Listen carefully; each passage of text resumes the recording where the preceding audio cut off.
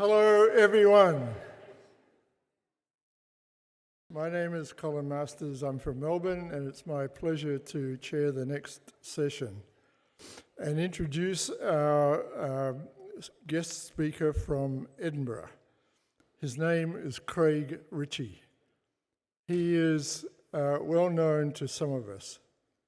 He is the founder and CEO of Scottish Brain Sciences and the Professor of Brain Health and Neurodegeneration Medicine at St Andrews University, which happens to be very close to Edinburgh, for those of you who don't play golf.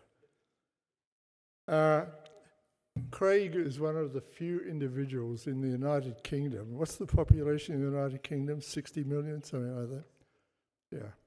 One of the very few people in the United Kingdom who actually knows the nuances of how to diagnose and treat Alzheimer's disease. The reason for that is historical. The main reason is that the United Kingdom went off the rails probably about 30, 40 years ago, and they still haven't come back on the rails. Fortunately, Craig was here in Australia in the early days, and we put him on the rails, and he hasn't left them since. Craig, it's all yours.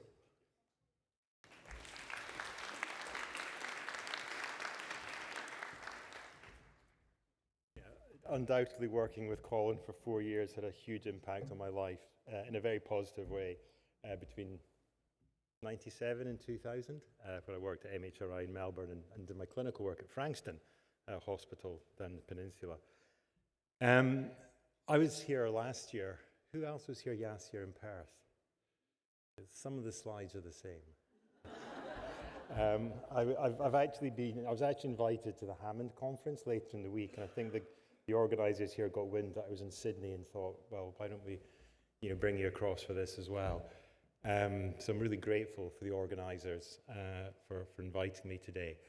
I'm also really grateful for the content thus far in the conference. I've really enjoyed listening into a lot of the conversations that we've been having over the last day or two, and also looking at some of the posters outside. And I kind of feel like I'm amongst friends, because I think all of the presentations that I've been listening to have been very, dare I say, synergistic to what I'm about to present in the next hour or so.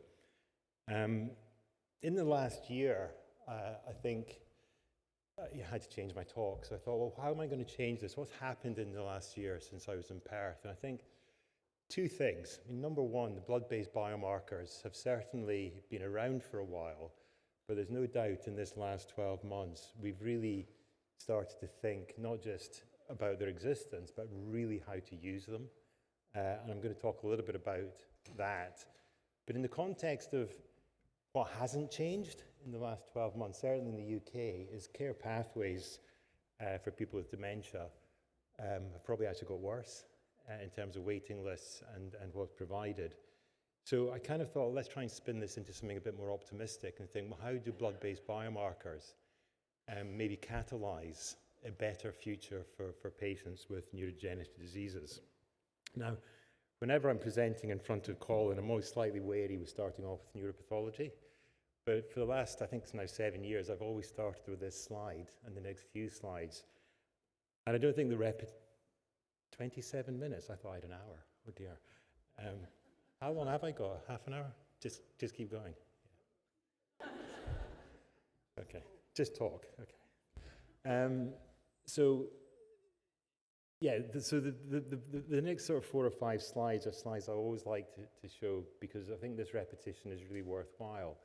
That if you turn the clock back 120 years to when Alzheimer first diagnosed what became the eponymous syndrome, Alzheimer's disease, in Augusta D., he drew these cartoons in his lab book of the amyloid plaque and neurofibrillary tangle. And really what he was saying was very much, this is a brain disease. But the problem we have in our branch of medicine is that we can't do brain biopsies. So inevitably what's happened in the last 100 years or so is we've had to really wait until people develop symptoms and present to the memory clinic because we recognize that memory symptoms are probably the most observable, the most describable for patients to then refer themselves or seek care. But what we've been learning over the last probably 20 years or so through epidemiological studies like ABLE or EPAD or PREVENT is that the disease actually generates probably 20 or 30 years before symptoms develop. And I think the greatest challenge that we probably face is being able to detect those diseases years, if not decades, before symptoms develop. So as like every other branch in medicine, early detection leads to a better prognosis because therapeutic options open. I think we've also been hearing over the last couple of days this term precision medicine, because one could argue that in the earlier stage of disease, the pathways, whether it's alpha-synuclein aggregation or beta aggregation or TDP43, are probably more discrete. Cerebrovascular disease, as we heard in the opening presentation, are probably more discrete in the early stage of disease than they are at the end of the disease, when all these pathologies are probably coexisting. So precision medicine in a dementia syndrome is unlikely to have a huge effect on prognosis, where we could assume that earlier in the course of the disease, it may well be even curative. The other thing that comes to mind in this slide, like I say, several years ago, when I first presented this, was that in that early stage of disease, we're going to rely much more heavily on biomarkers for making a diagnosis than we will, for instance, on cognitive or clinical symptoms. But research should always just be a means to an end, and the end in itself is, of course, having impact on patient care and well-being. And that's what led us to sort of almost develop, if you like, this brain health movement about 10 or 15 years ago. This sense that if you could detect disease early enough and work on lifestyle factors, managing comorbidities, etc., you could probably mitigate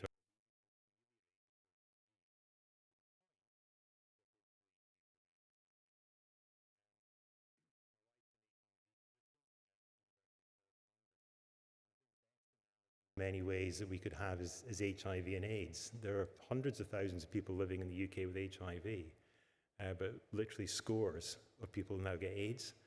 And even then, it's usually because of late presentation. I'm sure that the same is true in Australia. So I think we want to look to a future where Alzheimer's disease may be quite common, but Alzheimer's dementia should really be a never event. In many ways, it should be seen as a failure of healthcare systems if people develop dementia, if we can pick up disease early enough. So that was the kind of the argument that we took to the First Minister of Scotland way back in 2019, Nicola Sturgeon. And that discussion that I've just had with you, I had with her, alongside a colleague of mine, Henry Simmons, who's CEO of Alzheimer's Scotland, and said, look, I think there's a real opportunity here to take the research evidence we have and put it into practice. Build the plane while you're flying it. Look at life course approaches to mitigating risk in midlife or even earlier to change the course of disease in individuals to therefore prevent dementia. And there's a lot of discussion about whether we should call it Dementia Prevention Scotland. And I was very much against that because it was too illness focused. We should be health focused. And that's why it was Brain Health Scotland. And this was our strap line, your brain is amazing. Let's keep it that way rather than wait for it to go wrong and then try and change the course when it's too late. And the imagery, of course, is of younger people. And a lot of the work that we do in Brain Health Scotland is actually in school children, early adult life, up to midlife. And one of the things, and apologies for these, I've seen this slide a few times before, but this is what we call our brain health pyramid. And the most important thing about this is if you're going to apply brain health paradigms, if you like, not only do you do it across the life course, but you also have to do it across different settings. And probably the most important setting in many ways is public health. We did an Ipsos Murray poll just when we started the brain health work in the 2019-2020. And we found that people were as worried about their brain health as they were about risk of cancer or cardiac disease. But they didn't know anything about what the risk factors were. Only about 10% of people in this survey of people in midlife drew any tie between head injury and risk of dementia. So we realized there was a huge educational gap that had to be filled at a public health level. The second level up in this pyramid is targeted populations. I do a clinic for former rugby players at Murrayfield Stadium, both men and women, because they're a high-risk population. We've also got programs for women subject to intimate partner violence. And of course, we spend a lot of time talking to children of people with dementia who are also high risk because of their family history. The next level up is the brain health hubs, and these are still in existence in Scotland. Every Alzheimer's Scotland centre is an Alzheimer's Scotland brain health centre as well, where people get advice about lifestyle, comorbidities, etc. And at the top of the pyramid is the clinic, is the brain health clinic, the brain health service. Now, one of the things I think that's really important about this narrative, this story, and it's something I'm going to focus on towards the end, is this, in some ways, I think, when we talk about brain health, we're specifically not talking about illness. We're talking about health. And illness, one could argue, it's very important to have doctors and nurses and psychologists, etc., involved. But health brings in multiple other different agencies, sports, food industry, lifestyle, etc. But we tend to frame a lot of these care pathways and settings on a very medical model. And this is where we actually started in many ways, and my thinking has changed a lot over the last couple of years about whether this is actually the right approach. We spent a huge amount of time thinking about the brain health service model and what we'd be applying in our brain health clinics. And we produced diagrams like this, which people probably recognize, and there was a few I saw up earlier in the earlier presentations, where you tend to sort of compartmentalize a patient's journey through the community to primary care, to secondary care, to specialist. In many ways, those are healthcare models which are very, dare I say, relevant for diseases like oncology, orthopedics, renal medicine, etc. But I do wonder, and I want to sort of challenge you, is if we've got a new speciality, if we've got this new thing called brain health and eugenetic medicine, do we give ourselves a blank canvas to do it differently? In many ways, the care model, and I'll come back to this later, is the first to really be gestated and born in a digital age. So could we embrace some of the things that Jane was talking about yesterday? Could we embrace this digital age to do things completely differently in this particular domain? The other thing that probably stimulated this change of attitude, if you like, that I've been sort of thinking about over these last 2 or 3 years, was we produced a paper now in 2017. So we actually wrote this in 2016, the Edinburgh Consensus, Preparing for the Advent of Disease-Modifying Therapies for Alzheimer's Disease. So that's 10 years ago that we wrote this paper, 10 years ago. And if you actually look at those bullet points, it's actually a little bit depressing when you read them. Because even 10 years ago, we were predicting, in many ways, what needed to happen to make a huge difference to patient care. So this wasn't a new thing that only started when donanemab or lecanemab were launched.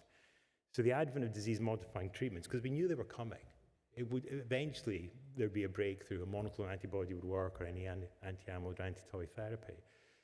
The advent of disease-modifying treatments would represent a major positive advancement in the management of Alzheimer's disease. So this would change the perception of the illness to one that is treatable, which would mark a substantial change in long-held attitudes by the public and healthcare staff. So these are words written 10 years ago. Depending on the nature of the patient population for any new medication, redesign of services for Alzheimer's disease is highly likely to be necessary. Healthcare systems will need to identify and engage with prodromal and preclinical populations who might benefit from such interventions. Prodromal and preclinical, not mild dementia and MCI, preclinical and prodromal. And one of the reasons we wrote that was we realized that these therapies are going to be most effective in people who are preclinical and prodromal. But what we didn't have in 2016, and we still don't have to any great extent today, is services that find those individuals before symptoms develop. The implications of a disease-modifying treatment would amount to a paradigm shift in clinical approaches to Alzheimer's, but one for which, this is the really sad bit, one for which it is possible to prepare. But yet, the last 10 years has seen no change in the NHS, and I heard Steve talking yesterday about the cost of infusion centres. We knew this was coming. We could have been advocating for the money 5-10 years ago so that when these drugs launch, we were ready for them because we knew they were coming. Diagnosis, eligibility, and perhaps monitoring of treatment efficacy will require diagnostics to demonstrate evidence of cerebral amyloidosis. I want you to hold on to that term, by the way, as an example of precision medicine. Again, 10 years ago, we saw all this coming. Realistic planning is needed now to direct the evolution of services to optimize appropriate patient access and prepare protocols for phase 4 testing of these treatments to inform real-world practice and commissioning decisions. And the ADNET register is an example of that, which started a few months ago. So in many ways, when we wrote this paper 10 years ago, and I reread it ever since, I kind of get the sense of banging my head against a brick wall. That in some ways, when the people holding the purse strings and the people who are actually making these decisions are blind to the advocacy in many ways of the specialists and the primary care physicians and indeed the public, you wonder, do we need to carve out a different path? And do we need to maybe think about not just banging our head against a brick wall for the next 10 years, but actually looking to do things differently? So I'm going to talk now a little bit about the blood-based biomarkers. And we've had a brilliant series of presentations from primary care colleagues just in the previous session. But I want to talk a little bit about the p-tau217 and p-tau181 tests, which I know have just been TGA approved and CE mark in the UK and Europe just over the last few days, literally. And I think it's really important with this new innovation that we understand pretty much how to use them and where to use them most appropriately.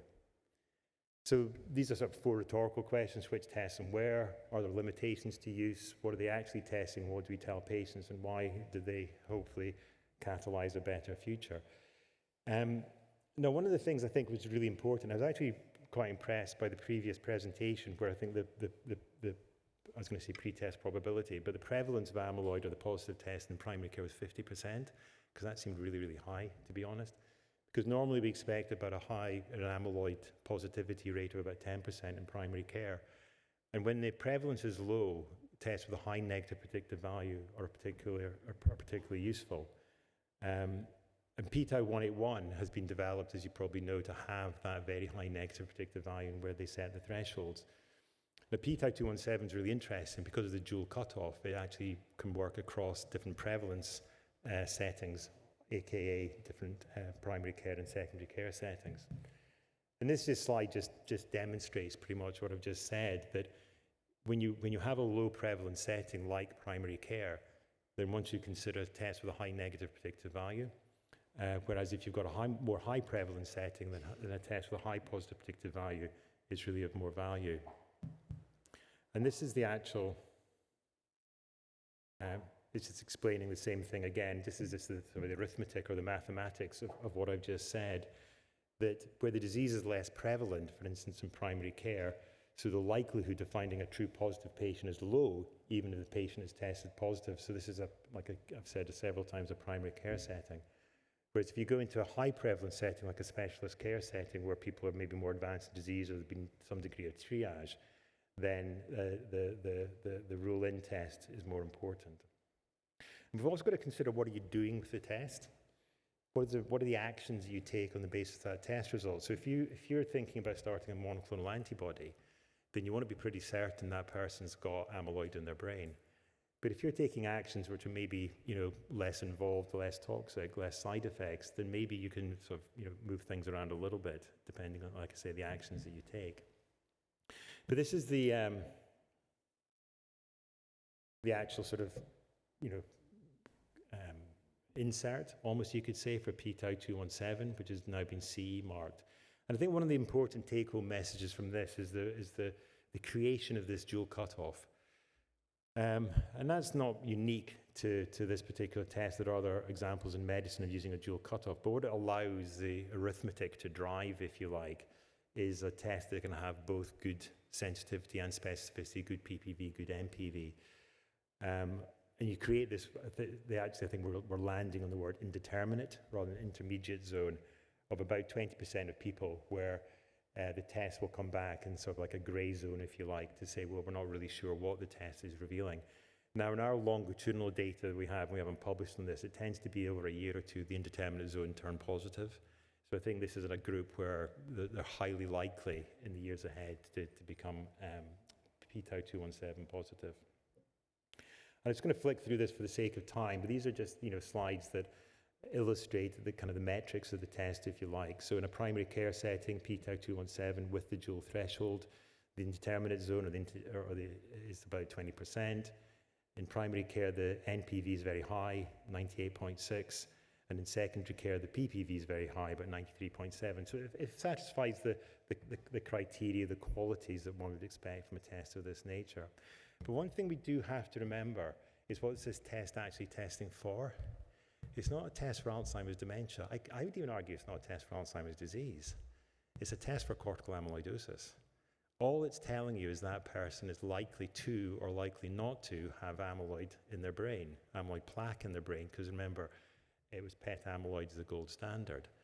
So I'm slightly nervous about this language that says it's a test for Alzheimer's disease. It's actually a test for cortical amyloidosis, and I think we need to be careful with the language on this. I'm sure there might be some debate on that later. Again, I'll flick through these slides quickly. This was the establishment study for determining the cutoff, about 600 odd people from the approach study and the baseline data from the TB2 study. And then that was obviously then put into the validation study in the same population. I'm just going to flick to this next slide because one of the things that this test one has to be aware of is the sample that went into this was almost exclusively Caucasian, and renal function was pretty good, and BMI, which is also thought to be something associated maybe with the test performance, was also pretty low, if you like. So I think there's some work to be done in other populations and people maybe with more severe kidney function, kidney impairment, before we can see how well these tests are used in those populations. The CEO initiative set before these studies were done kind of criteria for what they thought would generate a good test, and just go through this if you like, but essentially it ticked all the boxes in terms of the setting, the PPV, the NPV, the indeterminate zone, etc. So it made the a priori criteria set by the CEO initiative. So this is just one, obviously gave this slide last time because it's in the right format. I didn't bother formatting my slides this time. But I think that one of the important things that I think about with this is that in a primary care setting, if you've got a high negative predictive value, you're essentially telling the patient in front of you it's unlikely that Alzheimer's or cortical amyloidosis is driving your symptomatology.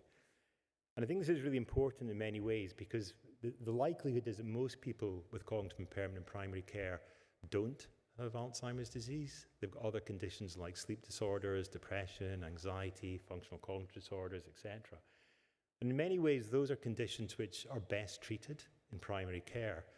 I certainly felt when I was working in a memory clinic a few years back in Edinburgh, I almost felt like we were the primary care physicians because we were the ones that started doing those assessments for sleep and depression and mood. And what was happening was that in primary care, people were being assessed for cognitive impairment and MMSE or the MOCA, and then referred with nothing else really happening after that referral. And I think one of the things, and it was interesting hearing the discussions from the 3 GPs earlier, how this test actually helps make a decision about what's likely to be the case or not likely to be the case, so actions can be taken before the person is even referred and certainly seen by the specialist. So this really was, I think, an important observation that we felt, or dare I say an important opinion, that we felt merited further investigation. And this was where we're doing a study in Scotland called the Bridge Study. And I've really enjoying listening to the 3 previous presentations about your experience, because a little bit like a deja vu, because I think we've had very similar discussions and approaches to this work that we're doing in GP. I mean, I fundamentally believe these blood tests should be used in primary care. I think one of the things I thought was really interesting that led to me proposing, and this is funded by Roche Diagnostics, the Bridge Study, was I was sitting in an advisory board in Madrid about 2 years ago, that Roche Diagnostics had organized, and everyone went around the room, and the chair said, "So what do you think? Should we be using this in primary care?" And it was like, no, we can't use it in primary care. It's way too complicated. It's way too hard. And it went round and it went round. Oh, no, this is for specialists. You couldn't get, GPs don't want to do this. And of course, the thing was, there was 12 professors in there and they're all neurologists. You know, I think, well, one psychiatrist. And I was the outlier. I was going, well, hang on a minute. Why don't we actually ask the GPs what they think, rather than us making a decision on their behalf? So we pitched the bridge study to Roche Diagnostics, and they agreed that probably the best way to understand what GPs' confidence is like is actually to do a study with GPs and not just ask key opinion leaders from their ivory tower.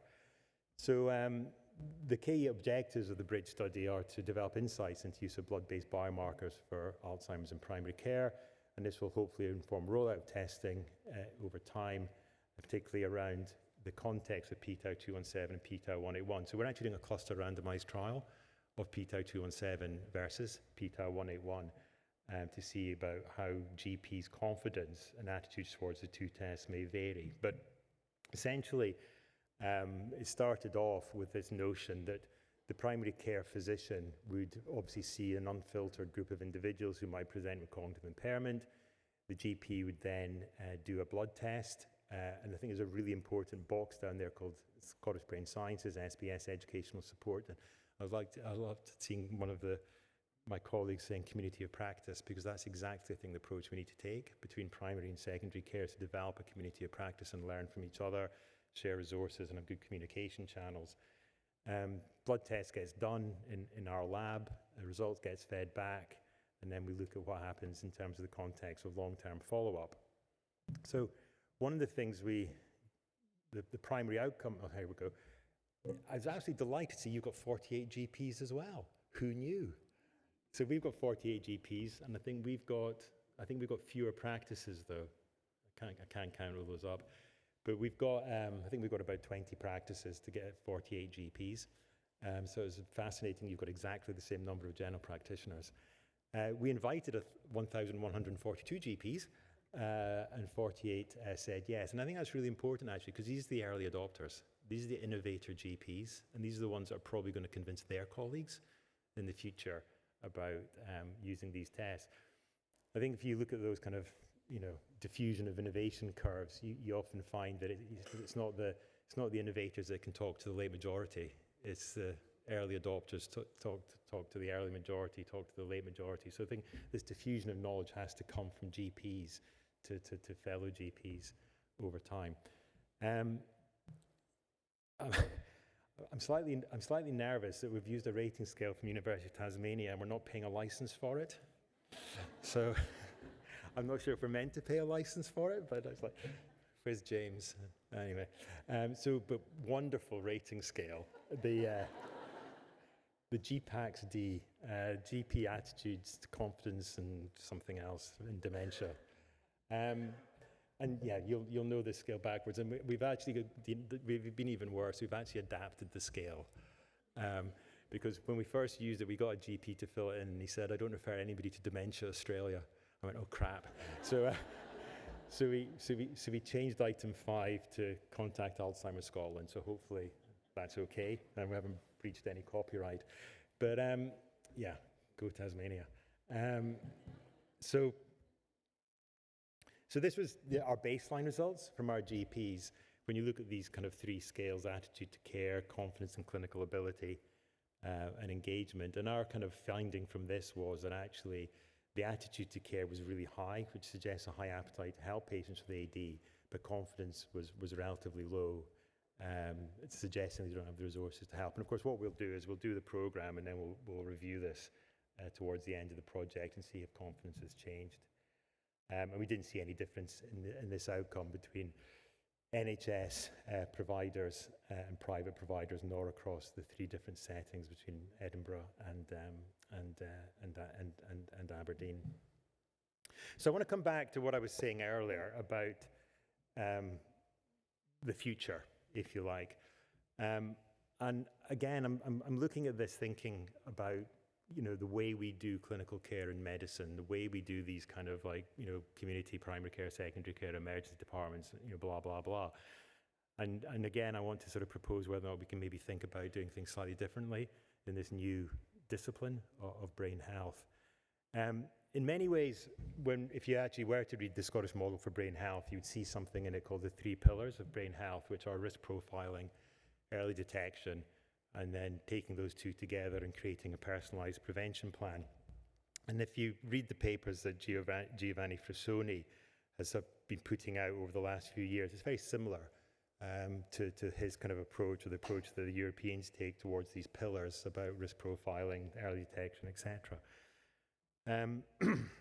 So what I'm going to propose here is that we actually maybe want to stop thinking about care pathways and start thinking about a care environment. And this sounds maybe a little bit semantic, but I'm going to explain why I think this is actually quite important. I think at the heart of this is this notion that we're talking about brain health, we're not talking about illness.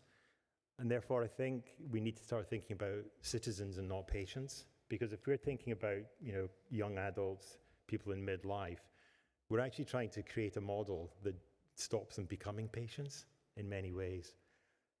I think we're also living in a world, in most parts of the world, where people have much more agency or autonomy than they used to in the 20th century. I think it used to be the case that, patients would see a doctor and be very deferential. There's a very paternalistic healthcare model. People would be told what to do rather than be a partner in that decision making. And I think in life generally, certainly I've got a 26-year-old and a 23-year-old, they certainly have a lot more agency and autonomy than I ever had as a 26 or a 23-year-old. And I think we've got to lean into that, and we've got to accept that people have got, much more confidence, dare I say it, in looking after their own futures as far as is possible. We're also living in a time where we've got unprecedented access to knowledge and indeed advice, whether that's AI, ChatGPT, Google, whatever it might be. Again, let's lean into that. Let's not fight against it. And the other thing which I think is important, more so in this area than any other branch of medicine, is that the brain impacts all aspects of our life. Your heart, your liver, your spleen, your bones don't create a digital footprint to the same way as your brain does. And we heard this from Jane yesterday. Again, let's use that. So if you take that three-pillar approach that I was just describing, risk profiling, that's the blue, that's the first pillar. Early detection is in 2 parts. It could be functional assessment, cognitive assessment, behavioral assessment, etc. Second part of early detection is the brain starting to go wrong through fluid biomarkers or imaging biomarkers. And that's the red, the early detection. And then the green is your personalized prevention plan. And the personalized prevention plan is really much in 2 parts, like pharmacological and non-pharmacological. And what I thought we should really do is think, well, that's a very sort of, those spheres are quite compartmentalized. It looks again still a bit like a sort of care pathway where there's certain events take place at a certain time point. And I actually think, we don't live in those little compartments. We live in a very, much broader ecosystem and environment. And even if you take that risk profiling piece, you don't need to go to a GP to go on a set of scales. You don't need to go to a GP to tell somebody how much you smoke. You could be uploading or downloading that information 24/7, if you like, onto some sort of risk profiling app that holds on to all the relevant risk factors for the community you live in. Functional assessment, again, we heard yesterday about, the tapping, but you've got speech, you've got what you search for on Google, you've got so many different things happening passively, frictionless, digital environment that you live in. And even your sort of lifestyle advice or medicine, it doesn't have to be the remit of a doctor to tell you to stop smoking. There's multiple, your family, your loved ones, your community could be telling you these things or sharing that information with you. The one exception to this, in terms of what can be done, if you like, at a human or kind of a societal level, is the detection of amyloid. Because up until recently, the detection of amyloid was only possible through a PET amyloid scan or a CSF test. So in many ways, I think what the blood test has done is democratized access to your amyloid status. Because then everybody now, with certain limitations, could know their amyloid status because of a blood test. And we all know that spot tests are being developed, which will allow other parts of the world where maybe don't have access to, Roche machinery, etc., could have a blood test for Alzheimer's disease quite easily. So what I'm arguing is that we should try and move away from this notion of a care pathway to create what I think should be a brain health care environment. And I think the person or the citizen is a central navigator of their own specific brain health environment. This is the autonomy, the agency that they should have. And this should be guided by a specific data platform and content that they own. Medical records are usually held by hospitals or by your GP surgery, certainly in the UK. But of course, these are your data. It's your information. It's your knowledge. And what our job as doctors should be is to be sharing knowledge and interpretation, not to be making decisions. A very geeky thing, but you can actually work out what your own pre- and post-test probabilities are from some of the data that could be held on you, which makes a test even more accurate and individualized to yourself. And then it's open access means that there shouldn't be any gateways in the pathway, aka referrals. If it's a 2-year waiting list in Edinburgh for a memory clinic appointment, it's mad. It's an absolute tragedy. When all of the things that could be happening in that 2 years or the years before should be active and being actioned rather than waiting for what's usually a 30-minute appointment to have an MMSE and told you've got dementia. And current pathways, I think, prioritize the system over the person. I think the system tail is wagging the patient dog, if that makes any sense. And I think, when Colin introduced me, he noted I was a professor of brain health and neurodegenerative medicine. I think we actually need a new specialty to really lean into this. HIV physicians emerged when HIV emerged, and I think we've got a requirement to maybe create a new speciality. For those who were here last, you'll remember me saying that if you want to design a new sports car, you don't redesign a tractor. I think if we have the opportunity to start again for this new population with these new technologies in this digital age, we should grab it. So I'm just going to finish on another analogy. Step 4, the vision. What are we testing and why does knowing what it is matter to a better future? So one of the things that I mentioned earlier was this analogy with HIV medicine. I think when you're breaking into a new sort of branch of medicine in a way, analogy is very useful. And again, another ad board I was at with some of the great and the good and me, we had this big discussion about what is amyloid. Relative to, is it more like cancer or is it more like cholesterol? And I remember this quite interesting debate, and it was Paul Azen, Rita Sparrow, and Giovanni Frassoni. It was good fun. We had a really nice discussion about this at the end of an ad board. So exciting. On the flight home from Boston, I made these slides. That's how geeky I am. But I thought I need to sort of think about why we have this discussion and what's the answer to this. So if you think about cancer in the first instance, if you think amyloid is like cancer, or cortical amyloidosis is like cancer, let's think about how cancer is diagnosed, treated, managed in most healthcare systems. The testing for cancer is through a tissue biopsy, to the most part, or scanning with a PET scan. So intensive, invasive, expensive testing.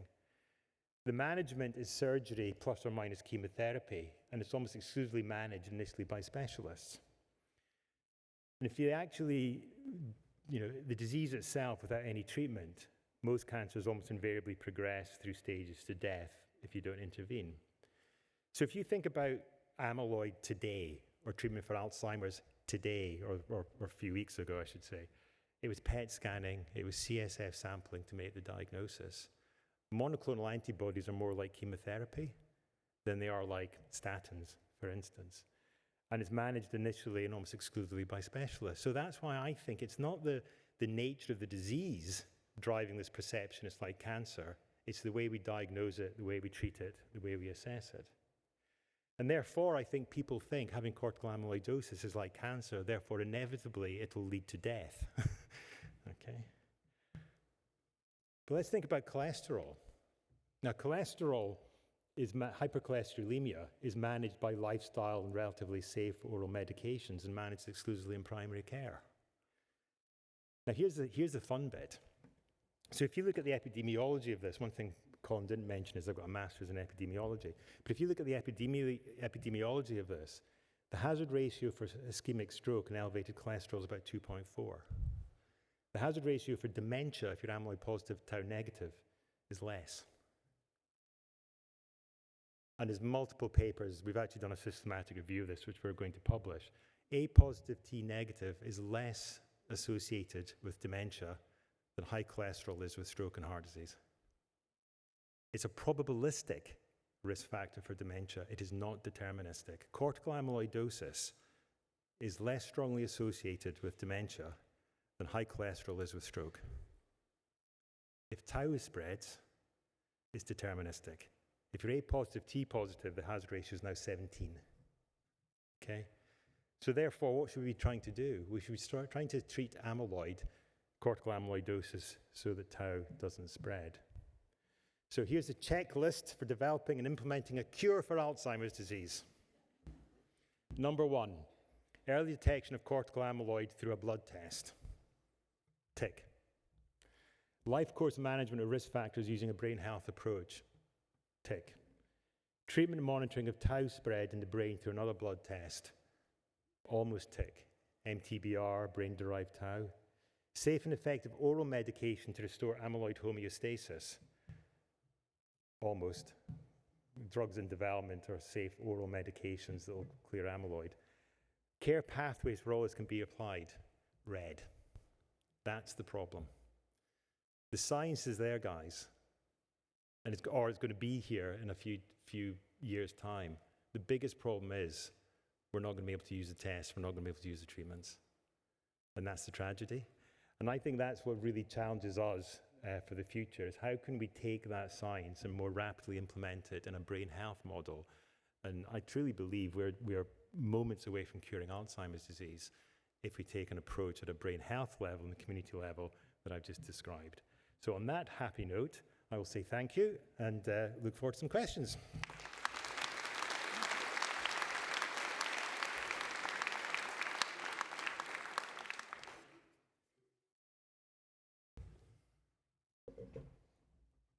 Thank you, Craig, for a very insightful and provoking talk. I now invite the audience to step up to the microphones and challenge everything he just said. Will you defend me? No. No. Please, over here. It's a visionary presentation. My question is that apart from PA 181, 217, is it possible that we can include a panel and it would be enabled us, or we can include the AI with it, so that it can give us more, it can give more implication what type of dementia it is, whether it's TBI, whether it's Lewy body, or type of dementia we can enable. No, definitely. And by the way, I went through that whole talk and never mentioned dementia. Don't know if anybody noticed that. I hate the D word.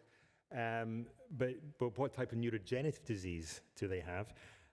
Yeah, I mean, I think we've started the ball rolling with p-tau217 and 181, but alpha-synuclein, beta-synuclein, GFAP, NFL, I mean, those things are all going to have to prove themselves to the same extent in identifying other neurodegenerative diseases. And Paminda talked a lot about blood testing for, cerebrobvascular disease as well. So I think these are things that we'd like to get to a point where there is that panel, which will help drive precision medicine. But we're in the foothills of that. I think we've made great progress with amyloid, cortical amyloidosis. But yeah, I think those other blood-based biomarkers will be in prime time probably in a year or two. Yeah. Thank you. More questions? Let me ask you a few questions while people are thinking about this.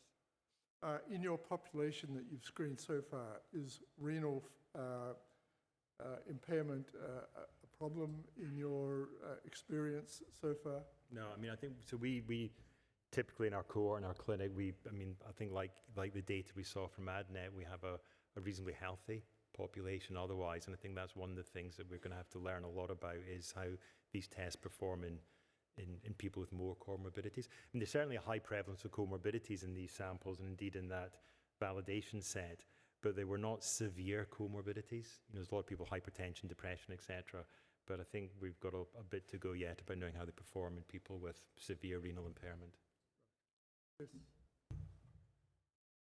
Great talk, Craig. Thanks. Brendan Boot, Skin to Neuron. I want to ask you about the age adjustment for hazard ratios for cholesterol and stroke and heart attack. And beta amyloidosis and dementia. Of course, beta amyloid in an 85-year-old in a test like that is very strongly predictive, and there's an interaction with age. Yeah. And the same is true for cholesterol and ischemia, but that interaction is much smaller.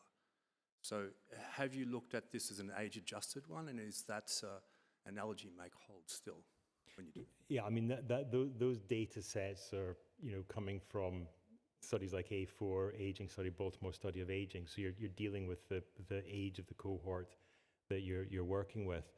I don't disagree that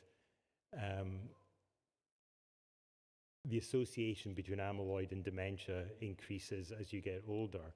But is that because at the end of the day, the biggest risk factor for dementia is age? So it might be an artifact of age rather than the amyloid itself. In fact, one could even argue that we've all seen patients who've got brain full of amyloid in their 90s who are cognitively healthy. I'd like to introduce the term benign cortical amyloidosis. So I think you're absolutely right. There's probably an artifact there. These were younger cohorts, but I'd say the association between amyloid and age and dementia is probably more due to age than it is due to amyloid. And the other point I'd make is those hazard ratios for ischemia are 30 years after statin use. And so that was 10 years. That was a 10-year follow-up. And by the way, I just grabbed those on the plane, but I've actually now done a systematic review, and it's consistent not for ischemic and hemorrhagic stroke and heart diseases around about 2. So, yeah. yeah, I'm just saying that the endpoint decreases when you have positivity on the measure because the treatments are subsequently successful in preventing the endpoint. Yeah, that was an untreated population. Those were studies from like 20, 30 years ago. Gotcha. Yeah. I will take issue with what you just said about walking around with a head full of amyloid and being completely normal. I had to get a reaction somehow. So that's probably correct if your level of amyloid is less than 50 centiloids. Once you start getting over 50 centiloids, you're in trouble, because we know that within 5 years, you'll be symptomatic. Okay, now, over here. Yeah, my question is that, is there like a earliest age that you can run the detection test for amyloid beta? Because we are running like a menopause and brain health clinic, and we have women coming in who are quite young, aged between 40 to 55. They are concerned about their brain health because you often experience like brain fog and cognitive decline during menopause transition. But we are worried that if even we run blood tests on them, we can't detect the level of amyloid or tau in their bloods. Yeah, so I think one thing to say is, of course, all the data I showed you there was in cognitively impaired people. Yeah. So there's work being done looking at the performance of these tests in cognitively unimpaired people. But for the group you're mentioning, it's highly likely that the pre-test probability is going to be like 0.5. So a negative predictive value may help you to say it's not amyloid, but in that population, the rates of amyloidosis are so low anyway, it's probably due to something else. The only reason you might do that is to track change over time. But these data were only for people who are cognitively impaired over the age of 55. So you can't really comment about how you could use those in other populations. So I'll follow that question up. The p-tau217 in an asymptomatic individual is still a very late marker in the natural history of Alzheimer's. What happens first is that the A-beta goes down approximately 12 years before the blood levels go up, we think. But we still are getting that data together. So we have a big challenge ahead of us in terms of preclinical diagnosis. But once you are symptomatic, then the ballparks change completely. Would you agree on that? Yeah. Sorry, Colin, I just couldn't resist but from your comment. But I mean, it is true that most people treated with an amyloid antibody who have most of their amyloid stripped out of their brain well down to very low or almost undetectable levels, most of those people do continue to decline, right? So what does that tell us from a sort of a diagnostic point of view? You just alluded to a tau test that might be helpful, and I totally get that as well. But well, I think there's there's a few answers to that question. I mean, number one is that, I think when you take a population, like those trials have been done, TB2, the Leqembi trials, there are people with MCI due to AD or mild dementia. So you can be fairly confident they've got neuroinflammation, they've got cerebrobvascular disease, they've got other pathologies which are driving their cognitive profile. So removing the amyloid is, I think, of net benefit. I think it still does something, and it's very important that it does that. But is it going to stop the progression of their symptomatology completely? Well, no, because there's other drivers for it. And I think that's why when TB3 reads out and other studies are looking at preclinical populations, it's going to be fascinating to see whether or not removing amyloid at that even earlier stage is of even greater benefit. Those are tough trials to do, of course, but I do think there's opportunities for other therapies that are maybe not specifically anti-amyloid that are working on other parts of the disease process, like the HPA axis. Yeah. Yes, well, I wasn't going to put that in, but You cross it over, I'll head it in. Yeah. But I mean, the anti-tau approach. Sorry, there's another question. I'll be quick. The anti-tau approach. I mean, is tau continuing to be laid down after you take the anti-amyloid drugs? Well, there is evidence that tau levels do drop with anti-amyloid therapy, yes. Right. I mean, we saw that in the TB2 study, and GFAP went down as well. So I think there is still a downstream benefit of removing amyloid, but whether there's a net effect on really impacting the prognosis is yet to be determined. But I think the evidence we have is it does do something, but it's probably, I mean, I think, my personal view is that these monoclonal antibodies have been, a bit like the first antiretrovirals for HIV. They were good but not great, but my God, what did they open the door to? And I think that's in some ways what I think the greatest benefit of these monoclonal antibodies is they've given the field optimism that we can modify the course of disease, but the next generation are going to be safer and even better. So yeah, I think the other thing is that, we mentioned tau. I think, we are going to live in an age where we're probably going to have combination therapies. I think that's also going to be something like we have in oncology. So I think that's something we look forward to. Mm-hmm. Thanks. Thanks, Craig. Eliza Haslett from Dementia Australia. I just wanted to ask more of, I guess, a policy rather than a scientific question. I think, your presentation about where we were 10 years ago and perhaps how little we've moved as a system is interesting. But I guess, what would you say, or what are your kind of views internationally about how this view that we're on the dawn of, solving dementia, how do you think that's actually impacting on investment in post-diagnostic support and care, and how can we keep those two things in balance for people living with dementia now and also the future? Yeah, I mean, I think there's always a risk of throwing the baby out with the bathwater. And of course, what we're talking about here is, I think, a road everybody would want to travel. We don't want people to get dementia, and I think there's realistic expectation that we can intervene earlier, we can detect earlier, we should make a big difference to prognosis. But there's still going to be millions of people around the world who will have a dementia syndrome. And I think there's still a huge unmet clinical need for that group. One of the things when we set up Brain Health Scotland, and I think this is a really important point, I advocated quite strongly that we should actually set up a Brain Health Directorate within Scottish Government.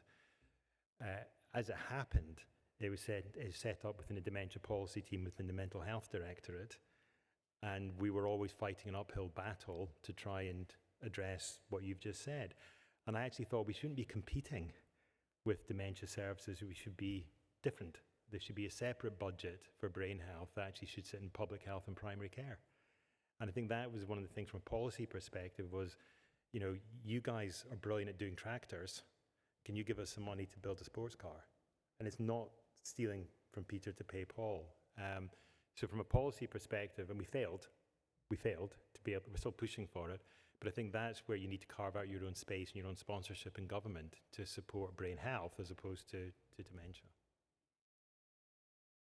On that very positive note, I think we should wind up the proceedings. Please join me in thanking Craig for a great talk.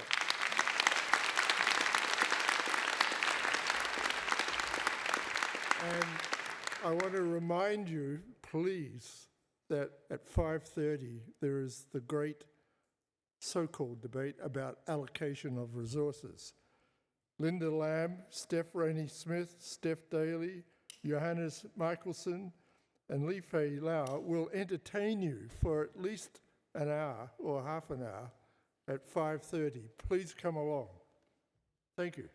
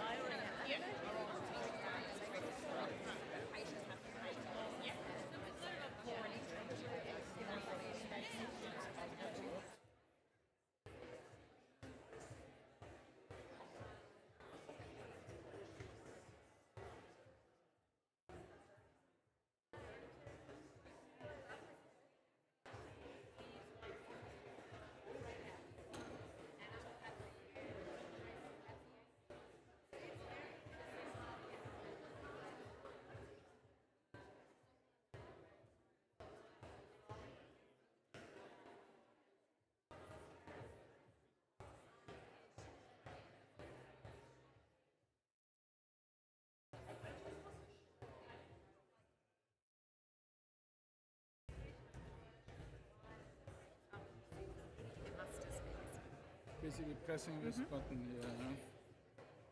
And that's the reverse, okay.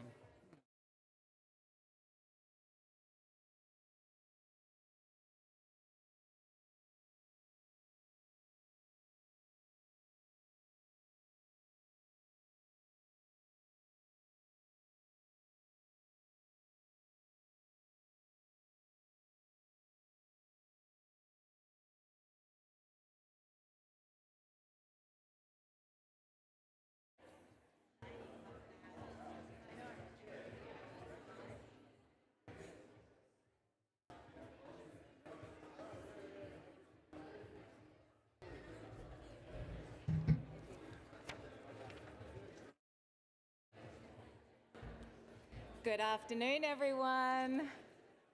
Sorry to break up the conversation, but our next session, our very exciting next session, is about to begin. So for those of you who would like to stay, today's symposium that is currently happening is on basic science. And my name is Associate Professor Eleanor Drummond, and I'm delighted to co-chair this session together with my chair, Scott Ayton. So, now while for much of this conference we have focused on biomarkers, treatment and care, these things could not be possible unless we continue to make fundamental discoveries in the lab to help advance these areas. So, today's session is going to focus on some of those fundamental discoveries. And it is my pleasure to introduce our first speaker, Professor Jurgen Gotz, who is coming to us from the University of Queensland. Jurgen, please take the stage.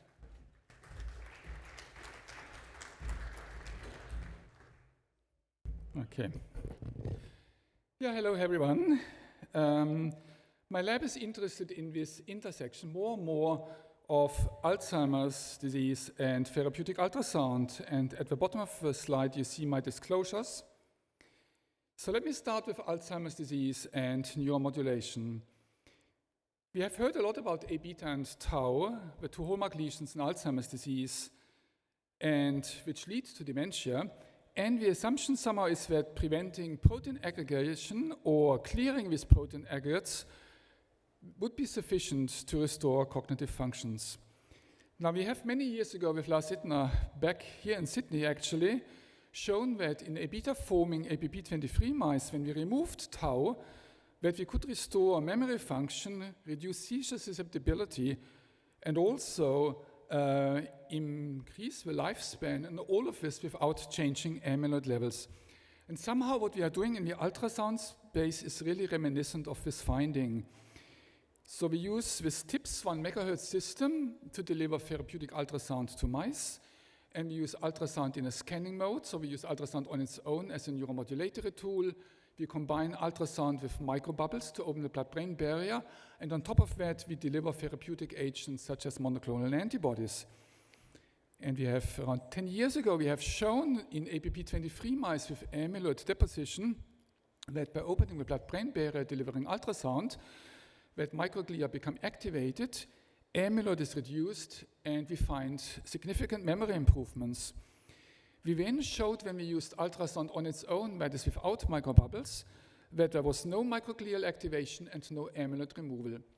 And then we moved to senescent mice, which obviously have no amyloid, and we found that in these mice, whether we used ultrasound on its own or with microbubbles, that we could restore memory functions. And when we did go back to APP23 mice, and we found in these mice, when we used ultrasound on its own, that there was no amyloid reduction, and nonetheless we could improve memory functions. And this has informed our first-in-human clinical trial. And I don't go through those calculations. So we start with mice, translate the findings to sheep, which we use as a large animal model, and then we move to humans. You also see in the slide that in humans we have calculated 100%, a 75%, and a 50% dose. And because a human skull and a sheep skull is more attenuating than a mouse skull, we had to adjust the pressure to ultimately arrive at the same acoustic radiation force, which is shown in the blue box on the right. The clinical trial was led by Peter Nestor. We published this in Brain Communications a few months ago, and we have built in the lab this ultra-FIRA pilot system under ISO 13485 guidelines using a brain-side image-guided navigation system.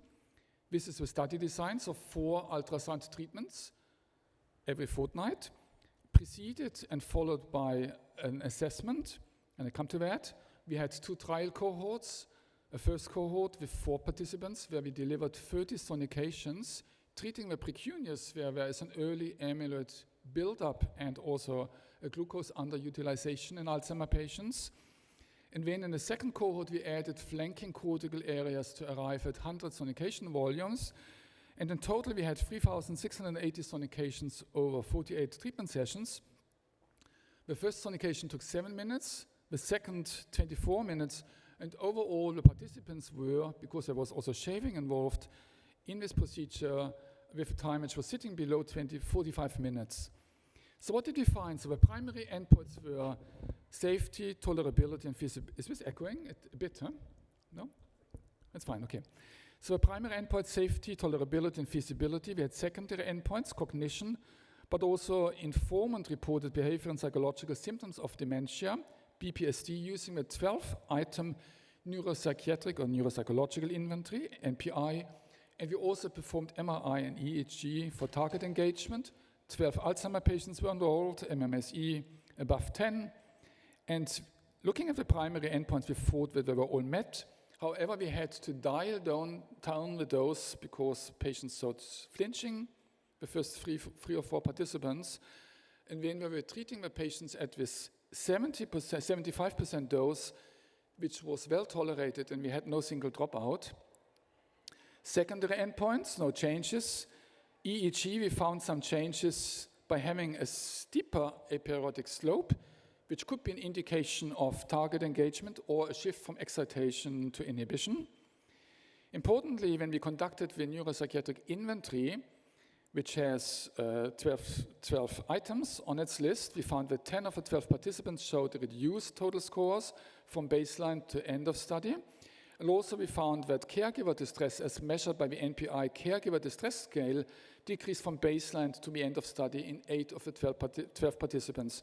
You see that I've highlighted agitation and 3 additional domains which somehow are linked to agitation. So we published this study in Brain Communications a few months ago, and this finding, this is obviously not a randomized control trial, informed our phase 2 trial, which we have now initiated using a second-generation device. What are we doing here? This is the second-generation device, smaller footprint, more capabilities. This is an agitation trial, randomized control trial, multi-site, 3 treatment arms. Once we are targeting the default mode network, the salience network, and we have a sham control. And importantly, we have built in a Bayesian trial design, which gives us the possibility to do an interim analysis with 2 futility analyses. And as I said, this trial has been initiated. So let me now move to a second part of my talk. We are also developing anti-tau antibodies for Alzheimer's therapy. And we have a new antibody called RNJ1, which we benchmarked against the clinically approved antibody, HA.5, known as tilevonomab. And obviously, we tested the antibody in seeding assays and also in vivo, having 4 treatment arms plus a wild-type control. And without showing the data that we could improve motor function, cognitive function, that we reduced tau pathology, a really important finding is that when we conducted proteomics or phosphoproteomics, that we could restore homeostasis. And this is graphically illustrated here without you necessarily knowing how proteomics works. When we compare the tau transgenic mouse with a wild-type mouse, we see proteins which are upregulated and downregulated. Up in red, 177, down in blue, 165. And what you see when we treat these mice with the antibody, whether it is our antibody or HA.5, you see that the colors revert. Blue becomes red, red becomes blue. So basically, we are restoring proteostasis, and nicely there has been a commentary in the same issue of Brain stating that proteostasis restoration is potentially a new metric for tau immunotherapy efficacy. Now, we have shown a few years ago that we can combine ultrasound with the antibodies. So we use the antibodies on their own, and here we use a different antibody, RN2N, a different mouse strain, PR5. And again, this antibody works and works better when we use ultrasound as a blood-brain barrier opening tool. Importantly, whether we use the antibody as in an IgG format, as an FAB, or as a single-chain variant, there's increased brain uptake. And you can also see that when we fluorescently label the antibody, it's taken up by the hippocampus and even enters dendrites. However, this is very limited. So focused ultrasound, although it improves the brain uptake of antibodies, some are comparable to brain shuttles, neuronal uptake is very limited, asking for a different additional solution. What is the solution? So we are equipping these antibodies with cell-penetrant peptides. And again, for lack of time, without going into many details, we looked into N2A cells, but also into HEC293 cells, and we find that by using these tags, we get more antibodies into these cells, and we also get more antibodies kind of outside of the endosomes, because what we don't want is that the antibody is immediately cleared after it has been taken up. And we are currently conducting in vivo studies, and we are also combining these new antibodies with ultrasound. Now, quickly, a third approach which we are pursuing, we develop nanobodies targeting the tight junction proteins. The idea is, on one hand, to weaken the barrier with and without ultrasound, but potentially also to have a tool to visualize blood-brain barrier opening after applying ultrasound. We reviewed the blood-brain barrier opening and ways to overcome the blood-brain barrier recently. You also see 3 molecules highlighted, Claudin-5, occludin, and SHAM1. We have previously shown that we can develop Claudin-5 binders, which weaken the barrier. We have since developed novel anti-Claudin-5 nanobodies, but we have also completed a series of anti-SHAM1 nanobody production, shown on the next slide. And what you see here is the way how nanobodies are produced. The antibodies are raised in camels. The antibodies are tiny.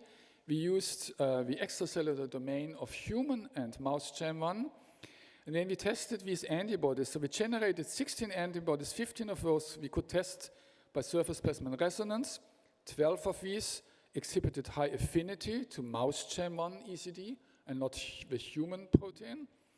We then generated cell lines using lentiviral vectors expressing fluorescently labeled forms of SHAM1, mouse and human, also Claudin-5. And then we tested these nanobodies for binding to these barriers. And we found that 9 of the 11 nanobodies, one could not be labeled, localized to cell-cell border. And when we took these nanobodies, which we had now trimmed down to 9 out of initial 16 nanobodies, and tested them in an artificial barrier system using these tear insets, which allows us to measure electrical resistance. And by that, we were able to show that 5 of the 16 nanobodies caused a drop in the tear, meaning that the barrier was weakened. And of one of these, by collaborating with Brett Collins and Michael Healy at IMB in Brisbane, We determined the crystal structure and also performed isothermal titration calorimetry, and basically showed where the E6 nanobody binds to a CHAM1. There are 2 critical amino acids which were mutated, and then again we performed these thermograph measurements and showed that by testing the original nanobody and the mutants, that this confirmed the binding of the original nanobody to CHAM1. And then we took these nanobodies, the mutant and the original E6, and tested them again for binding to burial cells, to these burial cells. Again, we find that E6 bound to the burial cells. However, the mutants didn't. And then we tested the mutant and the original antibody in these tear insets and found again that the mutant, obviously, that the original E6 weakened the barrier, but the mutants failed to do so. And this was reflected by an increased leakage of sodium fluoride. So obviously this can be extended to other tight junction proteins and is, in our view, a generalizable platform for blood-brain barrier modulating biologics. And with my final slide, I would like to summarize what I've shown you. Ultrasound neuromodulation in mice reveals the dissociation between amyloid clearance and cognitive improvement, which is reminiscent of earlier data where we deleted tau. We conducted a first-in-human safety neuromodulation study which informs our current ADRF phase 2 agitation study in Alzheimer patients. We modified a promising anti-tau antibody which has the potential to treat tauopathy. And finally, we have these tight junction binders which can be used on their own and also in combination with focused ultrasound, not only to facilitate drug delivery, but also to visualize an opened blood-brain barrier which is opened in response to an ultrasound treatment. And with my final slide, and I don't go into any details, I would like to acknowledge all those who have done the work and the funding agencies. Thank you. Thank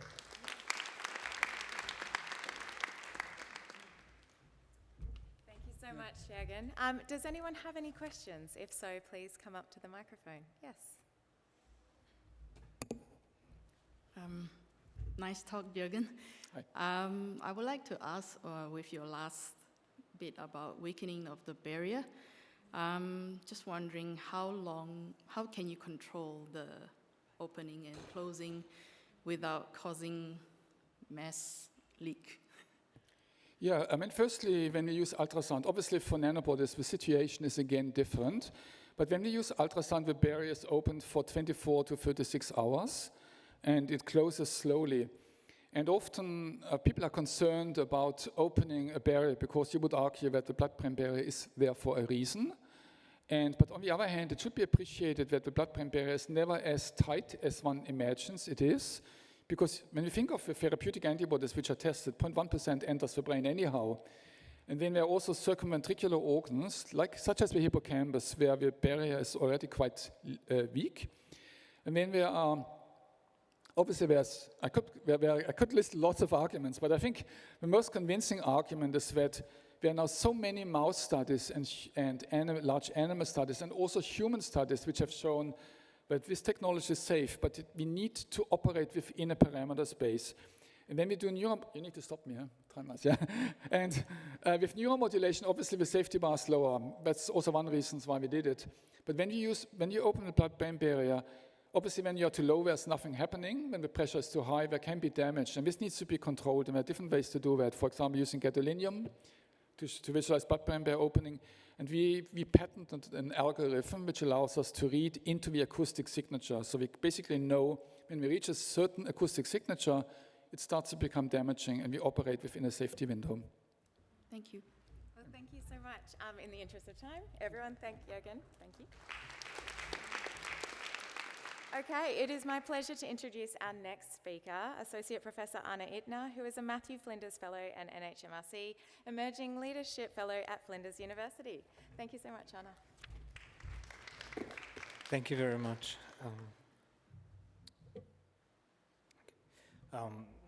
First of all, I'd like to thank the organizers for this great opportunity to present a recent work from my team. And I'm going to present something slightly different. So you're all familiar with tau, but you might not be that familiar with the term of the engram, which is the kind of physical representation of a single memory in the brain. First, I'd like to acknowledge the team and collaborators involved in this study. So what is memory? The oldest definition that we know of is that memory is stored as enduring changes in the brain. But I'd like to draw your attention to that concept of the engram, which is linked to a group of active neurons that are active during learning, here in blue, that then get allocated to a group or ensemble of cells that form the engram. And this ensemble of cells, which is active during learning, lies dormant while the memory is stored, but it gets reactivated during memory recall to help retrieve the memory. What is the role of tau in this memory process? So we and others have studied the role of tau using tau knockout mice, which lack all forms of tau, and showed that tau knockout mice have normal memory encoding and normal recent memory as defined by hours or days. And but what about remote memory as defined in weeks or months? We answered this question with a number of memory assays, including fear conditioning as shown here. And we found that tau knockout mice have a specific remote memory deficit. So recent recall is normal, but remote recall after weeks is deficient. So suggesting tau has an important role in remote memory. When does this function of tau occur? 3 options come into mind, either encoding or during latency or during recall. And we wanted to test this with a recomplementation approach where we express tau in different time windows in tau knockout mice. It was only the expression during the encoding window that was sufficient to restore remote memory in tau knockout mice, suggesting that tau is required during encoding. What about tau and the engram? So we labeled the engram in tau wild-type and tau knockout mice with a fluorescent protein with an active promoter, with an active cell promoter, and we co-labeled together with a robust activity marker called CFOS, but also other ones. And we saw that tau is required to control the precision of cell activation in the network that encodes the engram. Tau is heavily phosphorylated, so we were wondering what the phosphorylation status during encoding is. And we isolated tau and assessed its phosphorylation status during encoding. And out of a number of sites, threonine 205 or T205 came up as enhanced during memory encoding. But what is the role of T205 in the engram? To address this, we expressed either a wild-type version of tau or a version that lacks the T205 phosphorylation site in active neurons during the encoding window. And on the right-hand side, you can see that it was only the wild-type version of tau that could restore remote memory in tau knockout mice when expressed in active neurons during the encoding window, suggesting that tau phosphorylation at this site is important during encoding in the engram ensemble. A very exciting part of this study was also that in the absence of tau, the engram is actually a silent engram. And we showed this in this experiment where we labeled the engram with a blue light activatable opsin, which means we can activate this engram ensemble later on with blue light. And so again, recent memory is normal in tau knockout mice, but we saw the deficit again in remote memory. But when we activate the engram ensemble with blue light, we see that the memory is retrieved to a similar extent in tau wild-type and tau knockout mice. So this showed that the engram is still present, but it is practically silent upon the natural stimulus. Ultimately, we wanted to know how pathogenic tau is impacting the engram.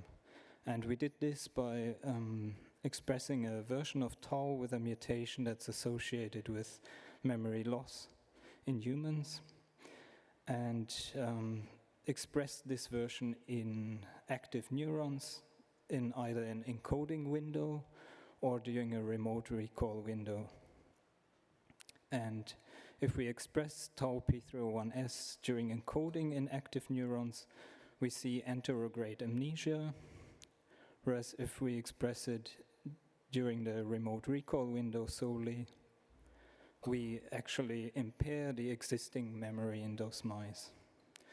And these new models of engram-based tau expression are now an exciting option for us to explore cellular and molecular events that occur to disrupt a specific single memory. With that, I would like to conclude and summarize that our study proposes that tau phosphorylation at encoding supports a remote memory engram.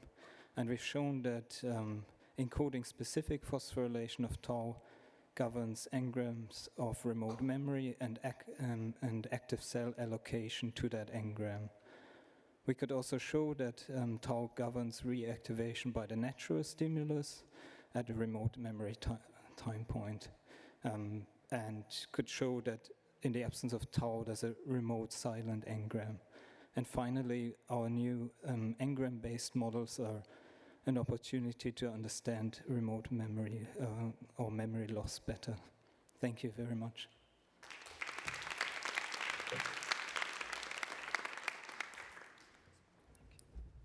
Thank you so much. That's really exciting work. Any questions? Yes, Scott. Arne, that's fantastic, and it's great to see you tackling this question of the engram. Richard Seaman is one of my heroes because I think it's part of the circuit that we are dealing with in the precuneus, where APP is involved in the very earliest stages of the engram formation, which you're arguing is occurring in the hippocampal area, not where the information is going into the brain, but after it has been deposited in the brain for recurrence. Is that the way that you're using the term engram? Yes, so the remote memory will be stored at in other locations than the engram, but than the hippocampus, where we did most of our study. However, it is thought that there's a core memory engram that is still partially residing in the hippocampus. At least there are some proponents of that idea that will help reactivate those cortical regions like the ACC or so. Interestingly, we found that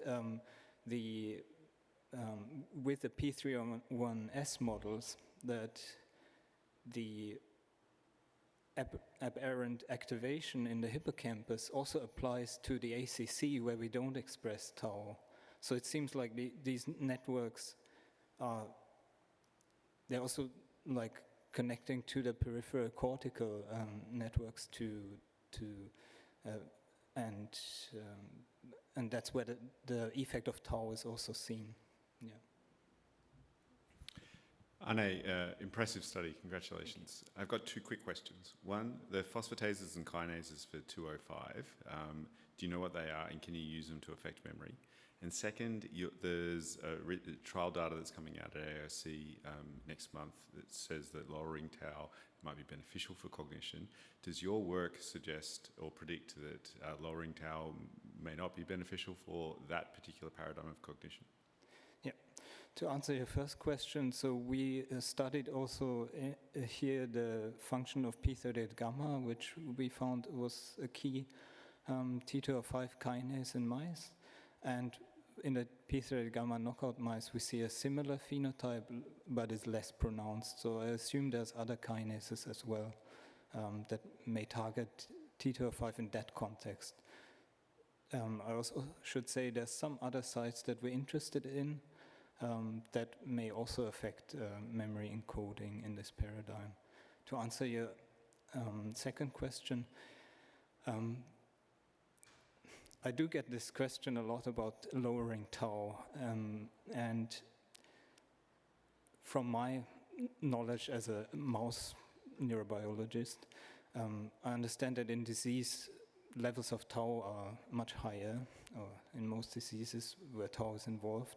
So I think that it will be valuable in many cases, or in most cases, to lower tau levels, and hopefully then physiologic functions such as this one will also come into play again. Okay. Yeah, again, we've got time for one quick question. Okay, I try to be quick. Terrific findings. Thank I you. really like it. I have a question with phosphorylation event. Is there a specific pool in a given cell which is reserved to undergo this phosphorylation? And where is this form of tau stored? And is it undergoing any turnover? Great question. At the moment, I really can't answer this question in detail because we did most experiments by expressing tau in small time frames, but we have methods to isolate tau from those cells, and that's what we're going to do next. Yeah, and hopefully we can answer that question then. Thanks. Wonderful. Thank you so much. I'll now hand over to my co-chair. Well, it's my pleasure to introduce Eleanor, who is Associate Professor and Principal Research Fellow at the Brain and Mind Centre at the University of Sydney, and she is going to be presenting on SEMA3G, a highly selective marker of cerebral amyloid angiopathy. Thank you, Eleanor. Thank you, Scott. So today I'm excited to present to you some new data about a protein that we're particularly interested in, SEMA3G. So I don't think it really needs very much introduction that there is a critical need for new CAA biomarkers. CAA in itself is a disease, but also in the advent of the new A-beta immunotherapies, it's now known that if you have CAA in your brain, you're at higher risk of developing ARIA. But the biomarkers that we have simply aren't sufficient to give patient certainty about whether or not they're at high risk of developing ARIA. One of the key roadblocks that we have is that CAA and amyloid plaques largely contain the same proteins. Now, this is something I know all too well because my research focuses on characterizing all the proteins that selectively accumulate in neuropathological lesions in human Alzheimer's brain. We've done this for amyloid plaques, neurofibrillary tangles, and most recently CAA in the paper that you can see up on the right that we published a few years ago. And we do this using an approach called localized proteomics, which has allowed us to show that while many proteins are the same in CAA and amyloid plaques, there is this pool of proteins that are unique to CAA. So we thought maybe some of these might have potential as biomarkers. So the most striking of these was this protein that's the focus today, which is SEMA3G. This protein we found to be selectively enriched in CAA, not in plaques, which you can see the proteomic results down below. It was also not enriched in blood vessels in sections with CAA, and these were the neighbouring blood vessels without. And in this study, we performed a small immunohistochemistry study to show that indeed the proteomics results were reliable. So we went to the literature to work out what is SEMA3G, and the short answer is that in the context of AD and CAA, not much is known. It's not a known Alzheimer's protein, and it's unaltered, broadly speaking, in Alzheimer's disease. But it is a vascular protein, and it's in the brain is almost exclusively expressed by endothelial cells, where it seems to be protective, where it's involved in blood vessel growth, remodeling, and repair. So the aims of this study was to then validate these results to work out, is SEMA3G a selective marker of CAA in a large human cohort, and to determine if it interacts with beta amyloid. To perform this study, we largely relied on immunofluorescence, and we did so in a large cohort of human brain sections, 98 different sections, collected from people in either the primary visual cortex or the inferior temporal gyrus. These came from people who had a range of pathology in their brain, from controls who had no CAA and no plaques, people who had mild or moderate CAA in combination with advanced plaque pathology, people who had CAA only, no plaques, and people who had amyloid plaques and no CAA. We stained these sections for SEMA3G and A-beta and a blood vessel marker and performed digital pathology analysis on whole slide sections to tell us how much SEMA3G was there and how consistently it co-localized with plaques or CAA. And what you can see here is really our headline result. What this shows is that SEMA3G really uniquely co-localized with CAA and not in plaques in AD. This is a section of inferior temporal gyrus from a person who had CAA and advanced Alzheimer's disease plaque pathology, which you can see in red. And what I'm hoping you can see is that in those, in the green where SEMA3G is, it's really uniquely associated only with blood vessels and not with the very advanced plaque pathology that surrounds. This was the case if you're looking at blood vessels with CAA in the brain parenchyma, shown by the arrows, or in CAA in the leptomeninges, as shown by the stars. So you might be wondering, maybe this is just a vessel protein, so it's just there in vessels all the time. But this is what it looks like in a control brain section, where there is hardly any SEMA3G, with the arrow pointing at the small speck that is there in a blood vessel in the meninges. If we zoom in, this is what the SEMA3G co-localization with the A-beta looks like. In plaques, in your top left, you can see there is no SEMA3G. In CAA, there's very beautiful co-localization of the SEMA3G with the A-beta. And this became even more apparent when in some cases where they had this presentation of CAA called dysphoric CAA, where you have the A-beta accumulating in the blood vessel wall, but there's also this cloud of amyloid plaque pathology surrounding it.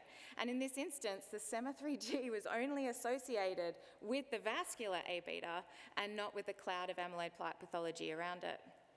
We quantified the SEMA3G load in these brain sections and correlated that to CAA load and plaque load. And as you can see, there was a nice correlation with CAA and not a nice correlation, no correlation with plaques. We also wanted to ask, does it matter how much CAA is there? And so we looked at SEMA3G co-expression with CAA in cases of mild, moderate CAA, and also in cases that had CAA and no plaque pathology. And as you can see, it didn't matter. SEMA3G was always there. But one interesting finding that we did see was that SEMA3G didn't always just co-localize with where the A-beta was. Even in those instances where you have CAA just developing, where you have a small speck of A-beta, such as these images down below, the SEMA3G seemed to be broadly increased in that affected vessel, suggesting that it might be some kind of response, broad response in the vessel in response to the A-beta. And then we quantified this and showed that nearly, again, 100% of the SEMA3G in the brain was found in the CAA-positive vessels. We then did the whole study again in a different brain region. I've shown you temporal cortex so far, and then we did it all again in the visual cortex, just to make sure that this wasn't just something that was region-specific. And in a nutshell, it wasn't. The graphs show you the SEMA3G increase in load as you have increasing CAA presence in both the temporal and the visual cortex. We then next wanted to know, is SEMA3G co-localizing with a particular type of A-beta? What's important to recognize is A-beta is just not one thing. There's lots of different kinds of it. And so what we did in this study is look at SEMA3G co-localization with 4 different kinds in the brain: A-beta 40, 42, pyroglutamated A-beta, and phosphorylated A-beta.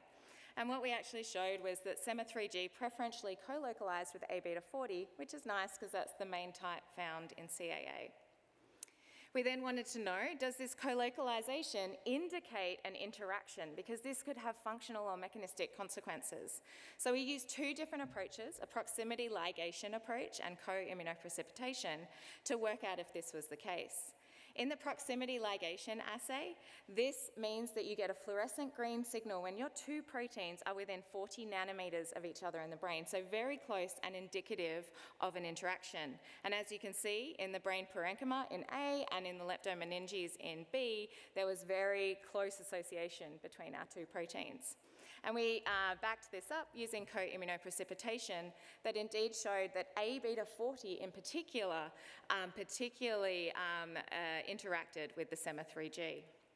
Now, this is a room filled with people who are thinking, can this be a fluid biomarker of CAA? And so we have started to probe this question, and this is showing you some results obtained from the Global Neurodegeneration Proteomics Consortium, which is the largest amount of proteomics data on blood samples for neurodegenerative diseases. And while we did see that SEMA3G was technically significantly lower in the CSF and plasma in AD in comparison to controls, I'm sure we can all agree that the spread does not mean that it does not look like an ideal biomarker at this stage. So I think the key takeaway is in the brain, it looks amazing. In the blood and CSF, it's a maybe. Well, probably an unlikely. So to conclude, SEMA3G is consistently increased in CAA-positive vessels, irrespective of brain region or the type of pathology that is present. And it's unique to CAA and not plaques. The reason why I keep saying this is I haven't been able to find any other proteins that do this. We're now using this protein to screen cases for CAA in our tissue. It's that good. And so SEMA3G colocalizes with and interacts with A-beta, and we're trying to work out what that means. And the final thought I'd like to leave you with is this is just one example of how proteomics can really help us address some of these unanswered questions that we have in the Alzheimer's field. And so I hope I've convinced you this is a powerful approach to use. So to conclude, I'd like to just thank the people who actually did the work, including three main people in my lab. This was really spearheaded by Kalia Balcombe and an honours student, Olivia Satori, and Dr. Lisa Shi, who is here today, performed all the biomarker analyses. Thank you. Fantastic work, Eleanor. We've got time for some questions. You were first last time, over here. Bruce Brew, Sydney. Have you looked at extracellular vesicle cargo for SEMA3G? No. Will you? Sure. Thank you.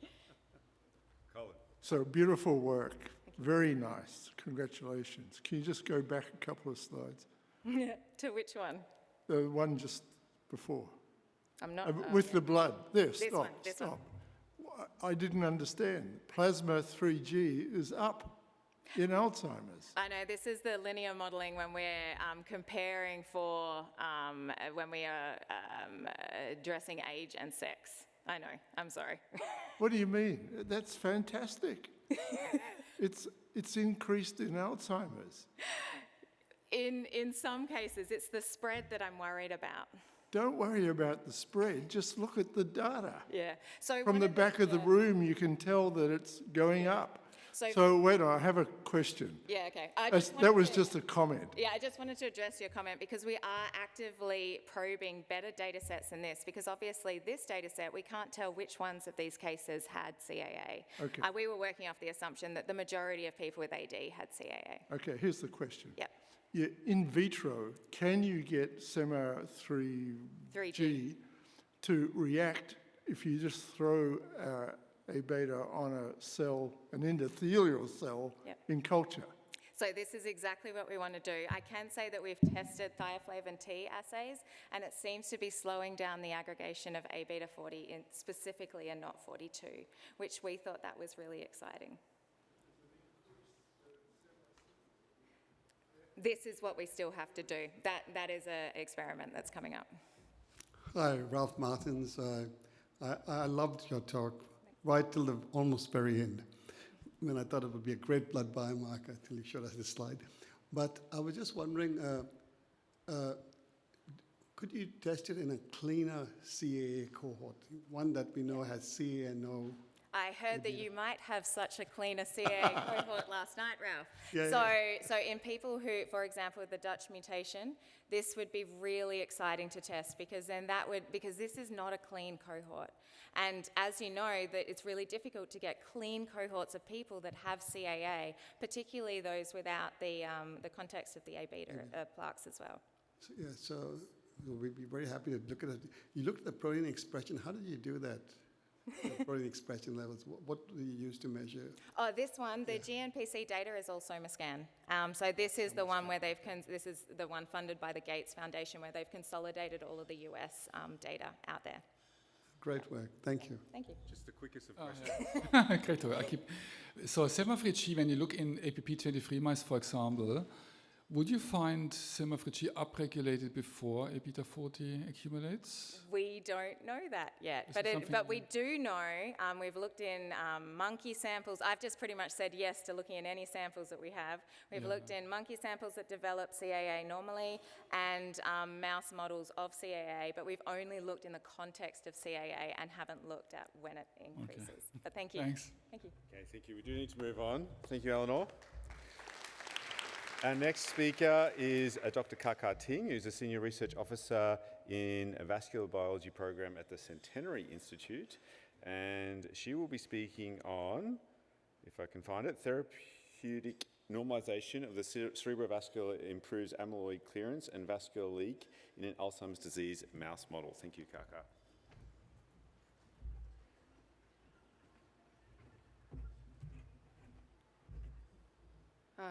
Firstly, I'd like to thank the organizers for this opportunity to present my talk.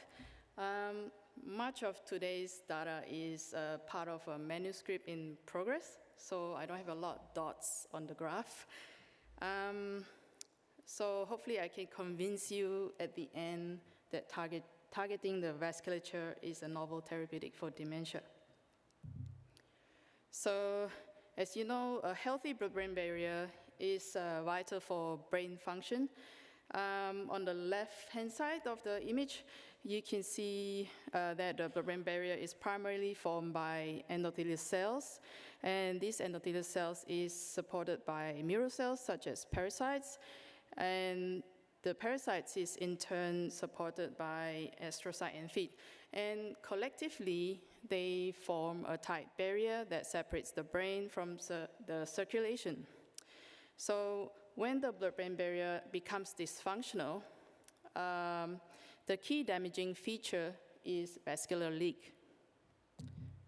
So indeed, vascular leak has been found in aged brain and in early onset Alzheimer's disease. And this leak has been associated with cognitive decline in humans. In addition, we and others have found vascular leak in small and large vessels in the APP-PS1 mouse model. This is a well-established Alzheimer's disease mouse model. And this vascular leak is associated with a loss of endothelial V-cadherin and claudin 5 tight junctions. So we have also found that this loss of V-cadherin is in the microvasculature of Alzheimer's disease postmortem brain tissues. This was sourced through the Sydney Brain Bank. Therefore, we asked the question, does mending the brain vasculature to inhibit leak alter disease pathology?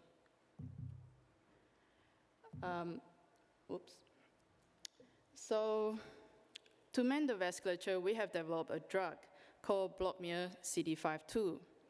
The way this drug works is by blocking the interaction of microRNA, in this case, microRNA 27A, from silencing its target, which is V-cadherin.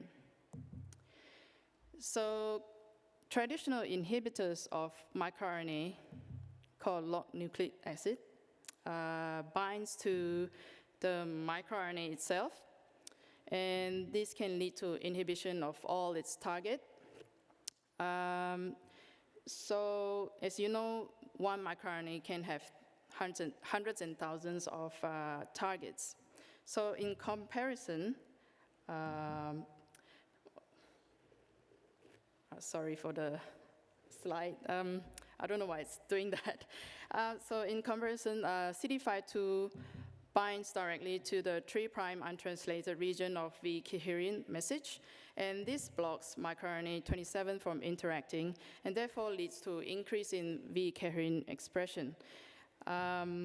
So the table here on the right-hand side shows the CD52 sequence, and it's made out of 16 nucleotides, which are modified to increase its half-life and in vivo stability. In the past, we have shown that CD52 has been effective in various diseases of leak, such as the tumor model, diabetic eye, and in the cerebral cavernous malformation model. So to test CD52, we give APP-PS1 mice at 6 months of age, either CD52, a single dose, working dose of CD52, or scramble control by intravenous injection. And then we collect the tissues after 1 week post-injection. So the first thing we wanted to test was the effects of CD52. And isolating microvessels from the brain, we plot for V-cadherin, and indeed you can see that CD52 can increase V-cadherin expression. Next, we wanted to look at blood-brain barrier leakage in the brain parenchyma after drug treatment. As you can see, in some mice that have very robust leak, CD52 does quite well in reducing the leak. However, it is quite variable. Next, we wanted to look at amyloid, and here we have beta amyloid stained in green and blood vessels stained in red. As you can see, CD52 shows a trend in reducing total beta amyloid load in the brain. And 62% of the mice actually show a positive response to the drug, which is quite encouraging. And interestingly, the mice that responded to CD52 in reducing leak also had a reduction in amyloid. So when we looked at a different brain region, we saw amyloid deposition on the vasculature. As you can see here, this vasculature is called the leptomeningeal vessels, and this deposition looks quite similar to the pathology found in cerebral amyloid angiopathy. As you can see, the CD52 can significantly reduce the amyloid deposition on the leptomeningeal vessels. So these vessels are actually quite unique as they belong to an amyloid clearance pathway, which is the meningeal lymphatic clearance pathway. So this pathway brings in fresh CSF into the brain and flushes out toxic waste from the brain, and this waste-laden fluid flows through the perivenous space, back to the subarachnoid space, and into the superior sagittal sinus and in the meningeal lymphatics. The waste is then further cleared into the deep cervical lymph nodes. So we are interested in looking at V-cadherin expression in the leptomeningeal vessels and the vessels in the dura. So staining for V-cadherin, you can see in red, CD52 shows an upregulation of V-cadherin compared to its littermate controls. And when we look at the dura, you can see that the dura is quite rich in lymphatic vessels, which is stained in green, and V-cadherin in red. So our Western blot analysis of the dura shows that CD52 can increase V-cadherin expression compared to the littermate controls. So now that we have shown you that V-cadherin can be increased in these meningeal vessels, what we want to know is the downstream effects on amyloid clearance. So we stained for amyloid with, in green here in isolated deep cervical lymph nodes and show that CD52 can increase amyloid clearance in these lymph nodes. So the next thing we wanted to know was are there other factors that can contribute to amyloid clearance? So we looked at microglia associated with the plaques, as we know that microglia can eat plaques. So here we've got plaques that are stained in red and microglia in green, and quantification of microglia showed that CD52 can increase the number of microglia per plaques. So in summary, our working hypothesis is that mending the dysfunctional vasculature and lymphatics normalizes the immune cell system to break down the amyloid plaques. This can lead to more amyloid being efficiently cleared through the blood-brain barrier, as well as the meningeal lymphatics, which feeds into the deep cervical lymph nodes for clearance. And with that, I'd like to thank my supervisor, Professor Jenny Gamble, Matthew, and the rest of the team, our collaborator, Justin, and our facilities and funding bodies. Thank you. Thank you very much. Do we have any questions? Back here. So it's common that microRNA upregulation in Alzheimer's disease, it can be acted as a target for the therapeutics. But and the glial lymphatic system is dysregulated in Alzheimer's disease. We can say that through this data. Have you checked certain other markers in the blood that is glial lymphatic system, drainage system is going to be active after this microRNA binding with the LNA? That's down the line. Okay. Yeah, we're actually doing that, yes. Okay, no problem. I'm saying that you can analyze it's in the plasma whether the drainage is take place or not, or going to be improved after the microRNA therapeutics that you are using. Okay, thank you. Thanks. Great talk. Did you look at the size of the cargoes which are leaked when you have a compromised blood-brain barrier? So that leak was an albumin leak stain. So that would be around 70 Ks, kDAs. Yeah. Yeah. Did you also look for larger molecules? Larger? Yeah. No. No, okay. Yeah. I should.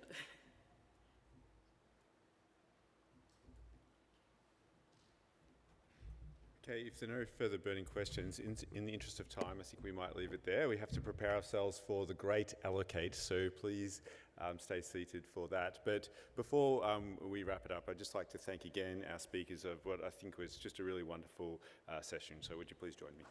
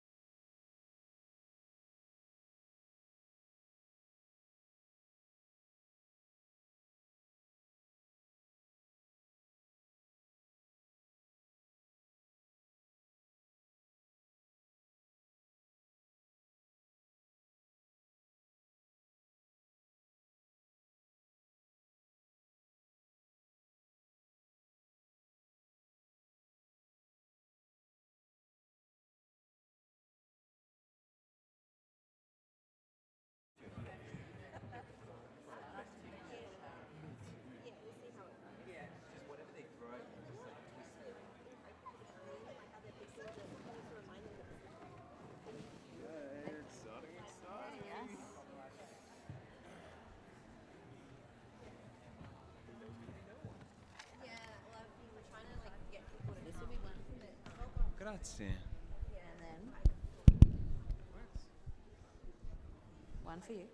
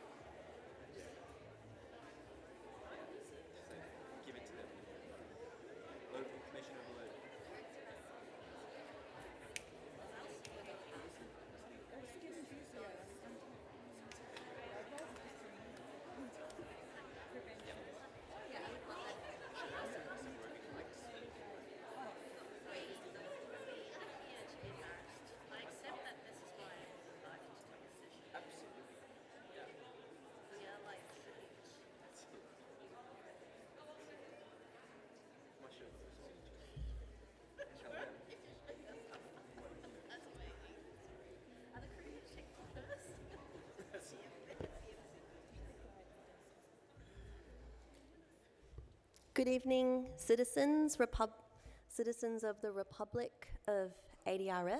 It's Parliament time, and as you know, tonight is the night that we will be allocating our budget. Of course, that's easy for us because we are the finest minds in the country. So tonight we're going to be hearing from 5 key areas for funding for dementia: innovation, prevention, early diagnosis, implementing new treatments, and re-enablement and supporting caregivers. Order, order. Now, as a nation of exceptionalism, we don't do things by nuance, so we are only allowed to allocate funding to one area. That's enough. Now, so I'm going to ask if you could all open your apps, because I know you've all got the app, right? If you have the app and go on the agenda to today, the last session is the Great Allocate. And if you then look for poll, you'll see we have a live poll. And you might want to enter now your preference where you would put the funding before you hear all of the arguments. And then we're going to have a look at the end as well. Okay. And if you don't have the app, it's sort of, I guess, I noticed that now in the United States you have to prove that you're registered and a citizen of the US to vote, so it's sort of a little bit similar. We'll just tell the person next to you how to vote. All right. I think, are we going to show the slide now of people's voting preferences? Are we able to do that? No, we're not. So we actually don't know what your initial preferences are going to be. Doesn't count, everyone. It's on there, is it? Oh yes, so we've got it here. So if you've got the app, I'll tell you that our most popular area is 18% for innovation, 16% for re-ablement supporting caregivers, 16% in early diagnosis, 41% for prevention, and 9% for implementing new treatments. Yeah. So we'll see if we can budge those figures by the end. All right, we're going to get proceedings underway. And the first plea that we are going to be hearing from is Professor Linda Lam from the Asian Society Against Dementia. She will be arguing why innovation is key to transforming the future of dementia prevention, diagnosis, treatment, and care.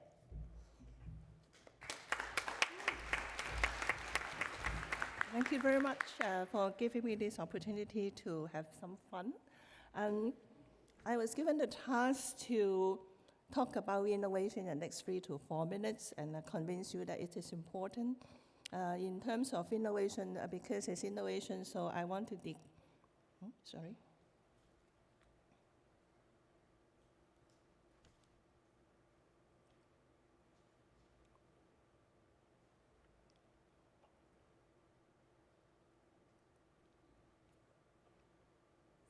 sorry, which one? Yes, this is the slide, but yes, okay. But this is I want the other one, the previous one. Yes, because it's innovation, I want to declare that I use AI to do some of the cartoon drawing. So I asked AI the co-pilot for what is innovation in dementia care and see if it coincides and concur with what you say. It talks about early detection, definitely, community care, an integrated approach, and more importantly, it has to be predictive and data-driven. Everything seems to be concurrent with what we have been talking the past 2 days. So I get this from the Department of Home Affairs. 96% of Australians over 65 actually live in the community. And 1 in 6 Australians are over 65 years old. And more importantly, you guys live in a very big house, in a remote area. And 1 in 4 lives alone. More importantly is the woman who are more likely to live alone, especially if over 75. From the statistics I found out, not from AI, 1 in 3 ladies living over 65 live in Australia alone, and 1 in 6 men live in Australia alone. And so this is the AI-generated typical Australian house, a big house with a big fresco with a barbecue stove that never use when your children get away. And so, but importantly, even if you live in a big house, you want to stay alone at home. But imagine you live in Hong Kong, the living space about 10% of what you are living, dwelling. If you want to stay at home, you have to use some technology so that you could age in place and more, with more better quality of life. In terms of innovation, there's something like artificial intelligence. We can have wearable device that help us to diagnose and monitor and even derive some personal care. We can have digital therapeutics. The development of humanoid social robots may help you to do some domestic chores. And I think in mainland China, they start to sell the housemaid social robots to do some household tasks. But these are for practical use. And more importantly to health is more like the telehealth in remote care, because the virtual consultation, if you talk about the online consultation, is actually helping to advance healthcare to the remote areas, which is especially important in this country. But I want to convince you that if you want to invest in technology and innovation, perhaps smart home and remote monitoring would be the way to go.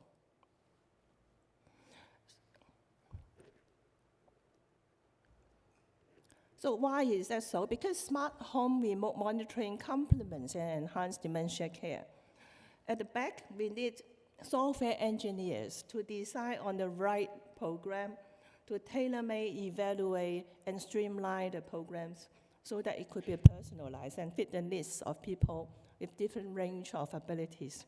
We need healthcare professionals to do assessment, but it's not only to do face-to-face home visit. They can also monitor the back end so that they have a higher work efficiency while delivering good healthcare.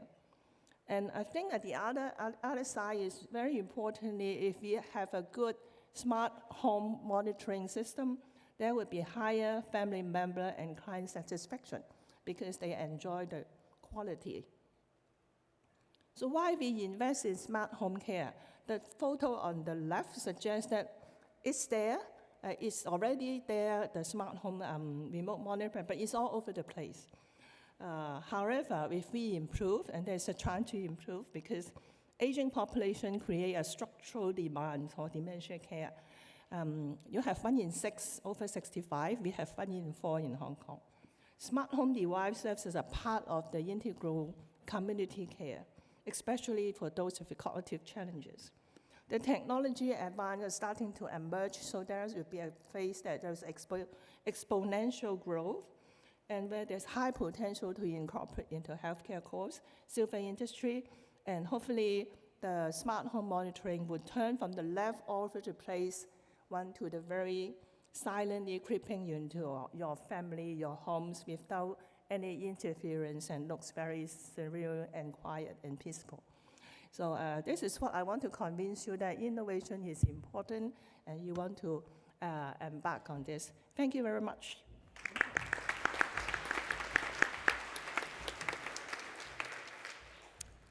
Thank you, Professor Lam. I would now like to invite Associate Professor Stephanie Rainey-Smith to make the case that the greatest return on investment comes from reducing dementia risk through prevention.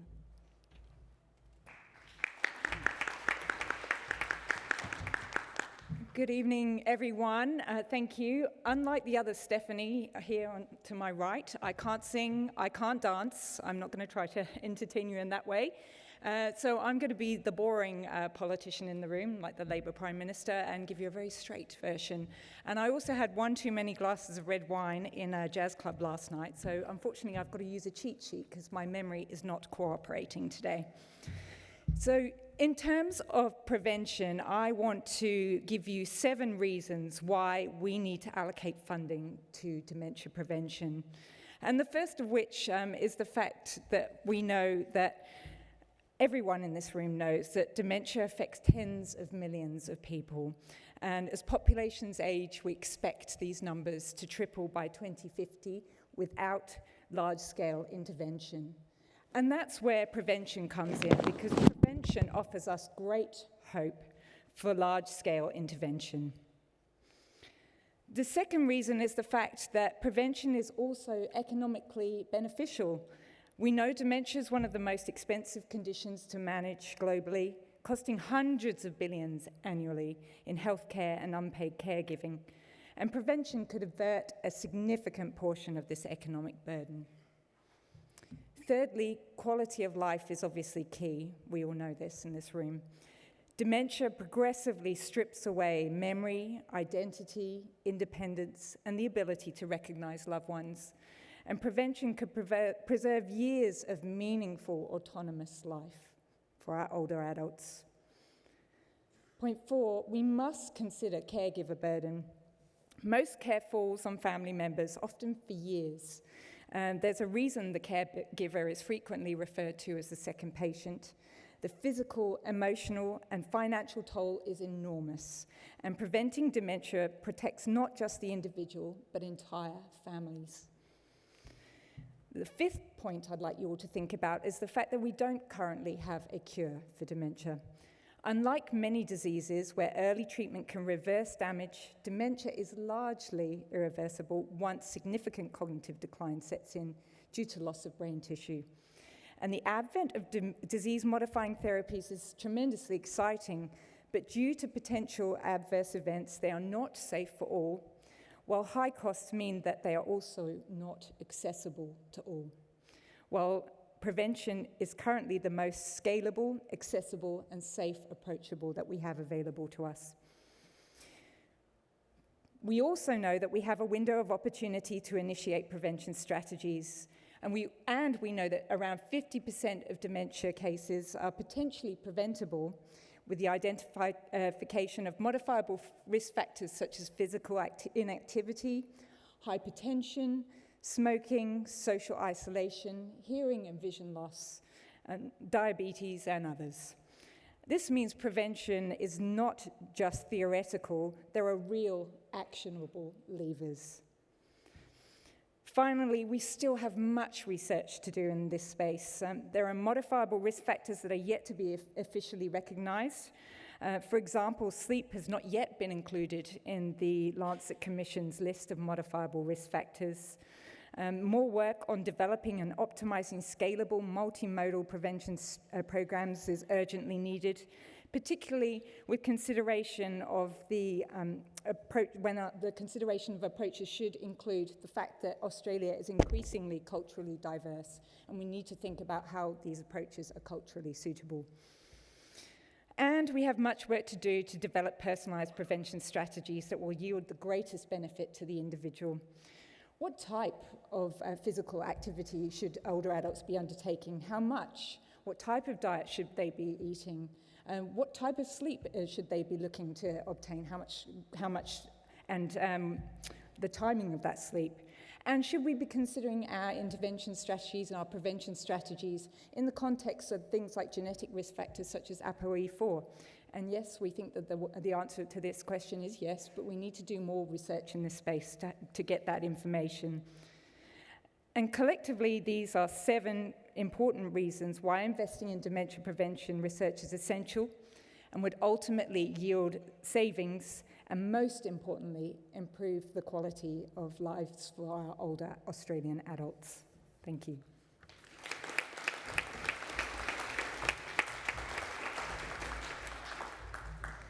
Thank you, Professor Rainey Smith. I would now like to welcome Dr. Stephanie Daly to argue the case that earlier and more accurate diagnosis is the gateway to better care, planning, treatment and outcomes. Thank you. What do you think they call a collection of Stephanies? Because that's what we've got right now, isn't it? A what? A stardom.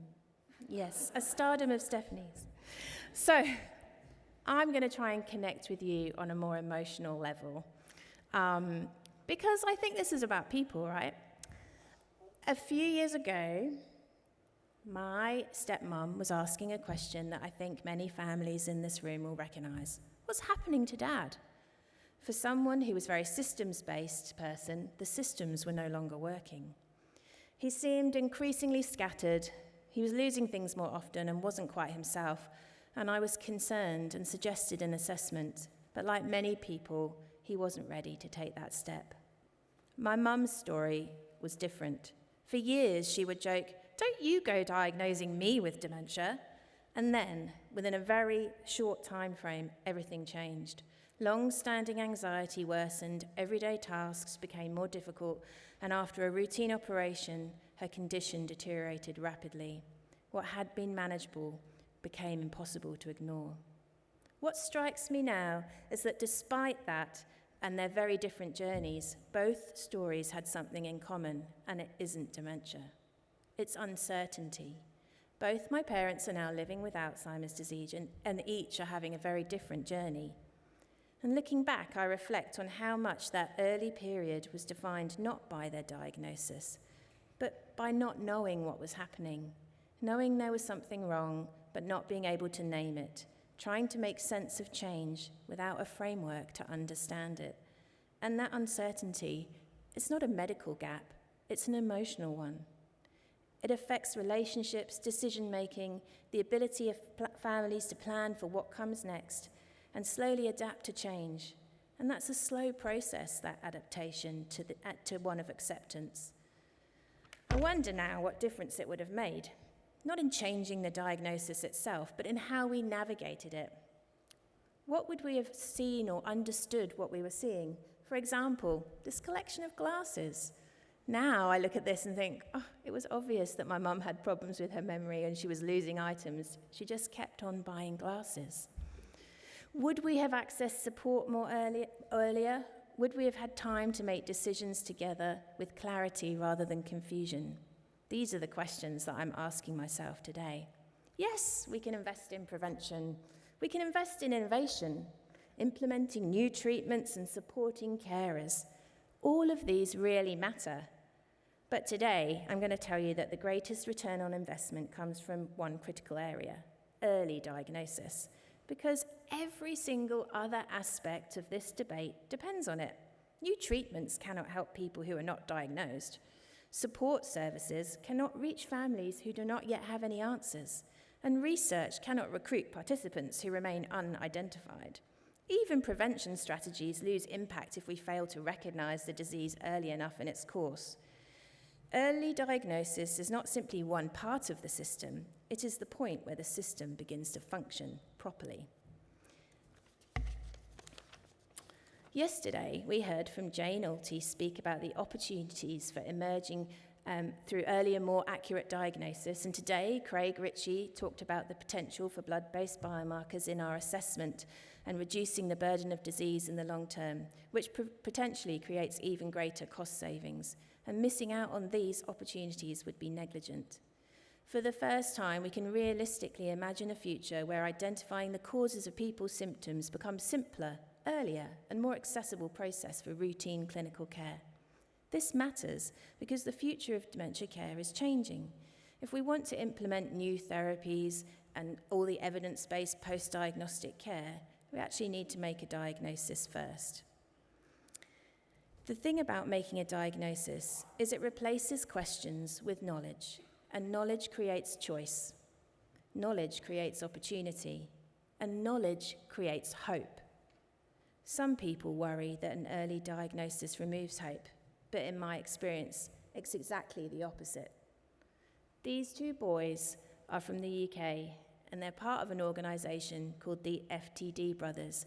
They have what you could describe as one of the earliest diagnoses, and rather than falling in a heap, they've actually used it to raise over £1 million in the last 6 weeks for dementia research and advocacy.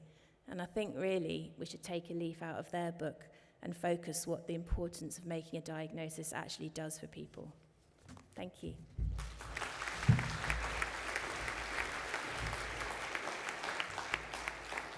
Thank you, Dr. Daly. Now, representing implementing new treatments is Dr. Johannes Michaelian. Johannes will make the case that scientific breakthroughs only matter if we can successfully implement them and ensure that patients benefit from them in the real world.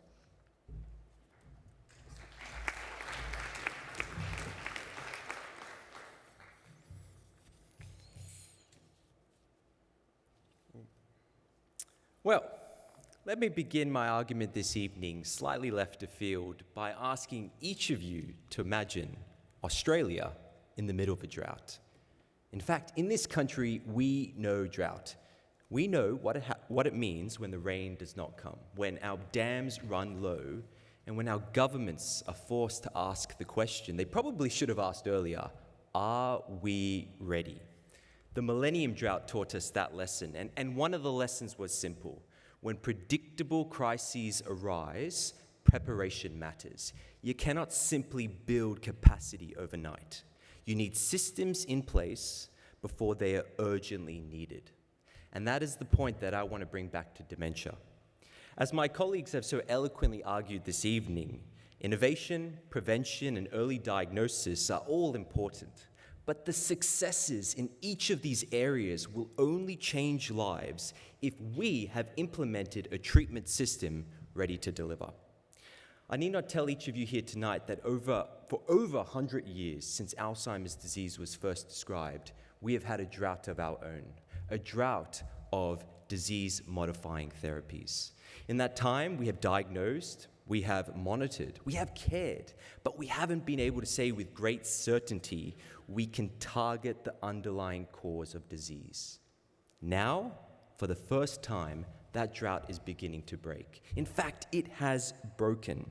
Amyloid-lowering monoclonal antibodies have arrived. Tau-targeting therapies are on the horizon. It's truly the beginning of a new era. However, there is a problem. A treatment which really exists on paper but cannot be implemented through a streamlined system in practice cannot be called a treatment system. And let me be clear, I'm not saying that the future of Alzheimer's disease treatment is limited to IV drips and infusion chairs. We have to also remember that not everyone would be eligible for a monoclonal antibody therapy.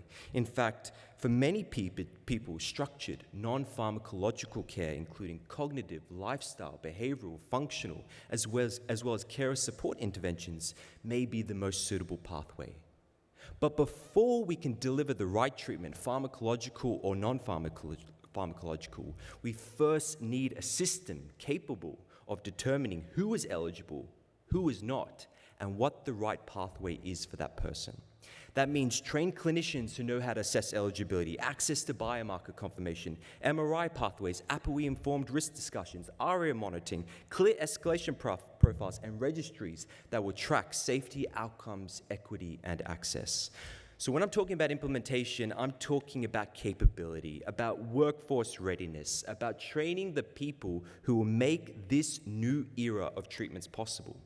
Because the treatment drought may be ending, but especially what we heard from Craig Ritchie today, The system is not yet ready. But we already know this. ADNET has shown that Australian memory and cognition clinics are not yet equipped for this new treatment era.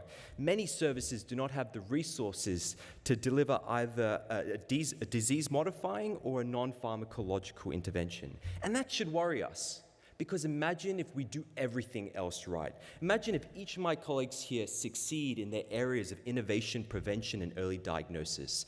And then imagine a patient says, okay, well, what happens now? And the answer or the response is, well, there are new treatments, but unfortunately, we're not set up for them yet here. That cannot be the future that we choose for our patients, for our fellow Australians.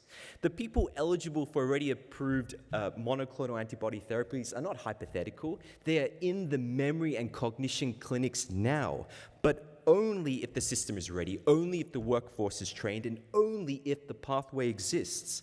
Implementation is not the glamorous part of science. It is the roster, the referral form, the MRI slot, the nursing support, the radiology report, the risk discussion, the reablement coordination, the home visits, the registry entry, and of course, the follow-up phone calls. But that is exactly what turns a treatment breakthrough into better care. In cancer, immunotherapy did not change the way certain cancers are treated simply because the drugs existed. The treatment breakthrough had to be matched with an implementation system breakthrough. And now dementia needs the same. So tonight, when you're asked again where to allocate funding, my answer is clear. Fund implementation, because new treatments will not implement themselves. In dementia, the treatment drought may be nearing its end. Innovation has opened the door, prevention is reducing the risk, and early diagnosis is capturing the right people at the right time. But implementation is what gets them through the door. Because what good is a diagnostic breakthrough if there is no treatment pathway? What good is a therapy, pharmacological or non-pharmacological, if there's no trained workforce or enough resources to deliver it? That is why I'm asking you once again to vote for implementing new treatments. Not because it is the only thing that matters, but it is because it makes everything else matter. Thank you.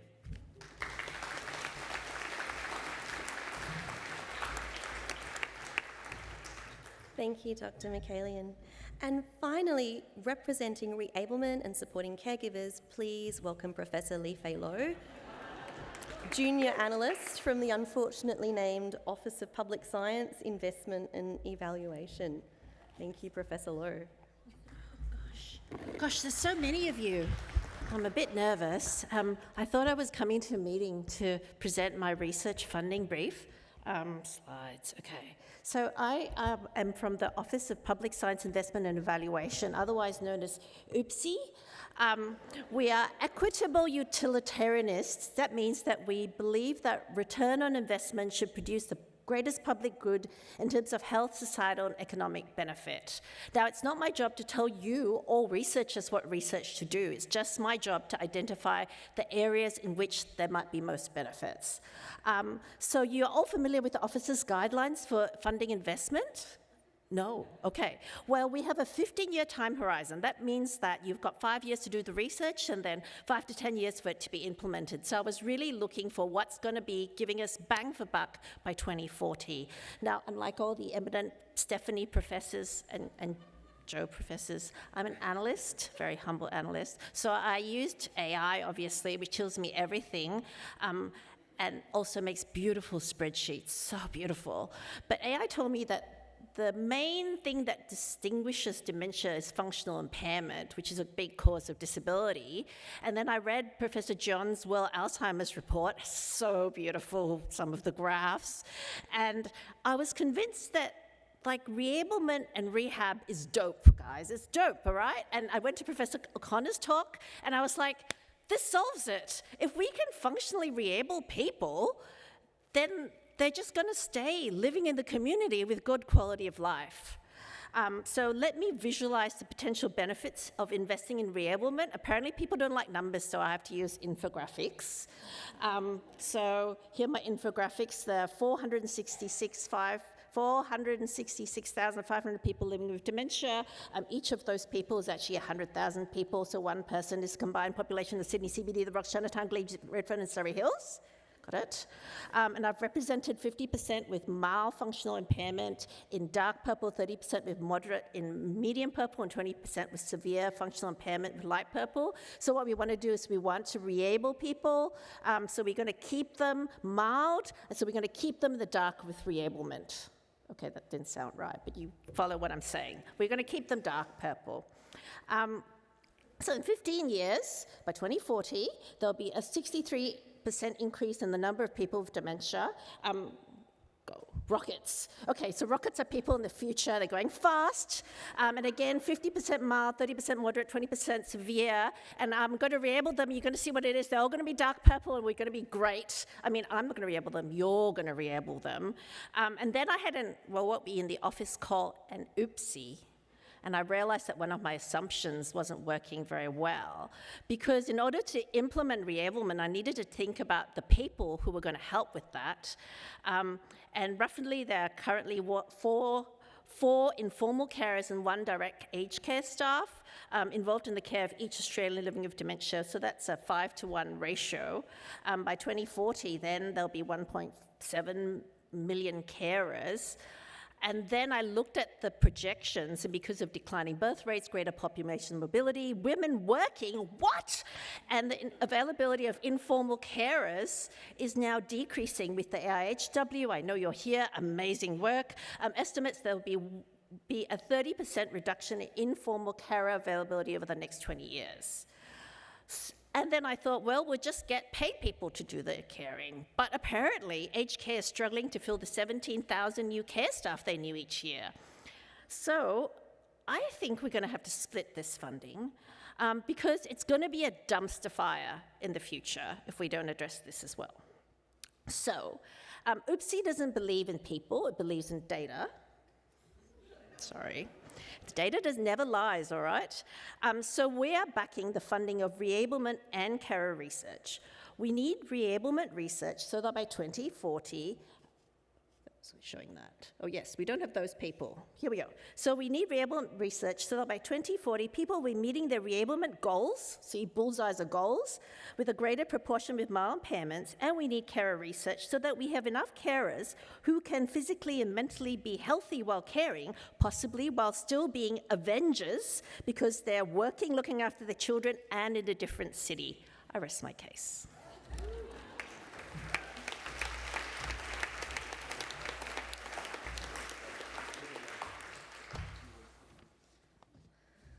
Oof, our work is cut out for us. So people in the Republic of ADRF, it is now time to put your thinking caps on and make your vote. So please log into the app, navigate to the agenda, select the Great Allocate from day 2, click poll, and this is where you will see the live poll. Now, of course, everything that we do in the Republic of ADRF, especially when we need to think, means of course that we need some thinking music.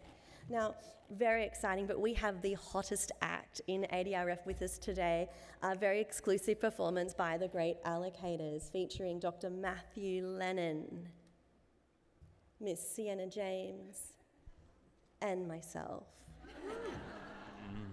The moment your mind's made up, whatever you plan to vote on, I'll cast a little vote for you. Don't take long to decide. This funding how best will divide. I'll cast a little vote for you. We get it, we get it. We know that it's hard when you are in charge. Together, we'll choose something smart to spend up large forever. Dementia will no longer be so scary for all of us, you and me. Run through all your options on spending of all those millions. I'll cast a little vote for you. Don't take up too much time. It'll cost you more than half time. I'll cast a little vote for you. We get it, we get it, we know that it's hard when you are in charge. Together, together, we'll choose something smart to spend up large forever. Dementia will no longer be so scary for all of us, you and me. ADRF, believe me, this is something you can all do. Please trust us too. We believe in you. Cast your vote now. Make all your wishes come true.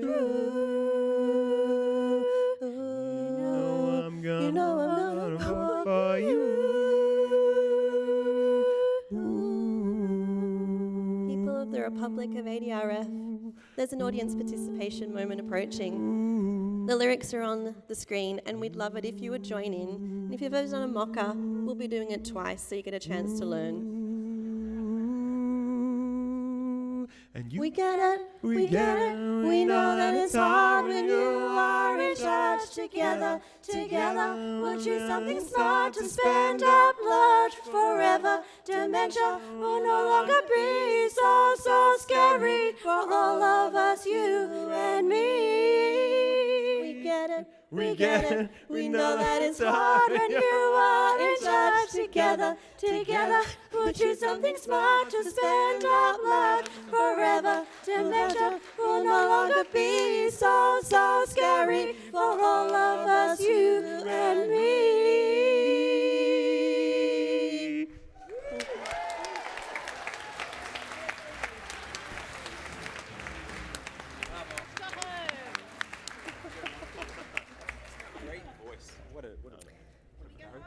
Now, it's time to review the results of the polling, and we do hope that the musical interlude helped you with your decision making. So the results are in, and it's a really close call. It is very, very tight, and I'm going to go from the third most popular option first, and that was for Dr. Johannes Michaelian, implementing new treatments at 28% of the vote, and you improved it from 9%. I think that's most improved. 28. Woo! In second position is, actually I got it wrong way around, you were second. That's so good. All right, in third place is Professor Li Fei Lo, a Virginia analyst, has improved her vote from 16% to 26%. Woo!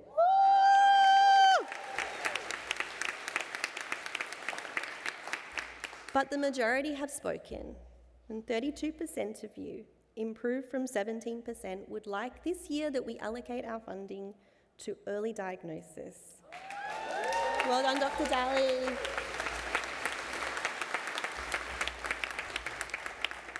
So that wraps up the Great Allocate, but before we just leave, I wanted to mention a couple of things. Thank you to everybody who stayed. Thank you everyone who sang or who clapped. But I also want to thank everyone who's come to the conference and contributed. And I especially want to now acknowledge the efforts of the people who are working so hard behind the scenes to make all of this happen. So I'd like to acknowledge Alita, Cherry, Dale, Melanie, Matilda from the ADNet Central team, who are phenomenal and just make miracles happen. And I'd also really like to acknowledge these amazing volunteers. You met them at the registration desk. They're wearing green t-shirts. They're working non-stop, and that's Louise, Zoe, Daphne, Isabel, Lena, Liz, Simone, Alessandra, and Anastasia. So could you all join me in a big cheer?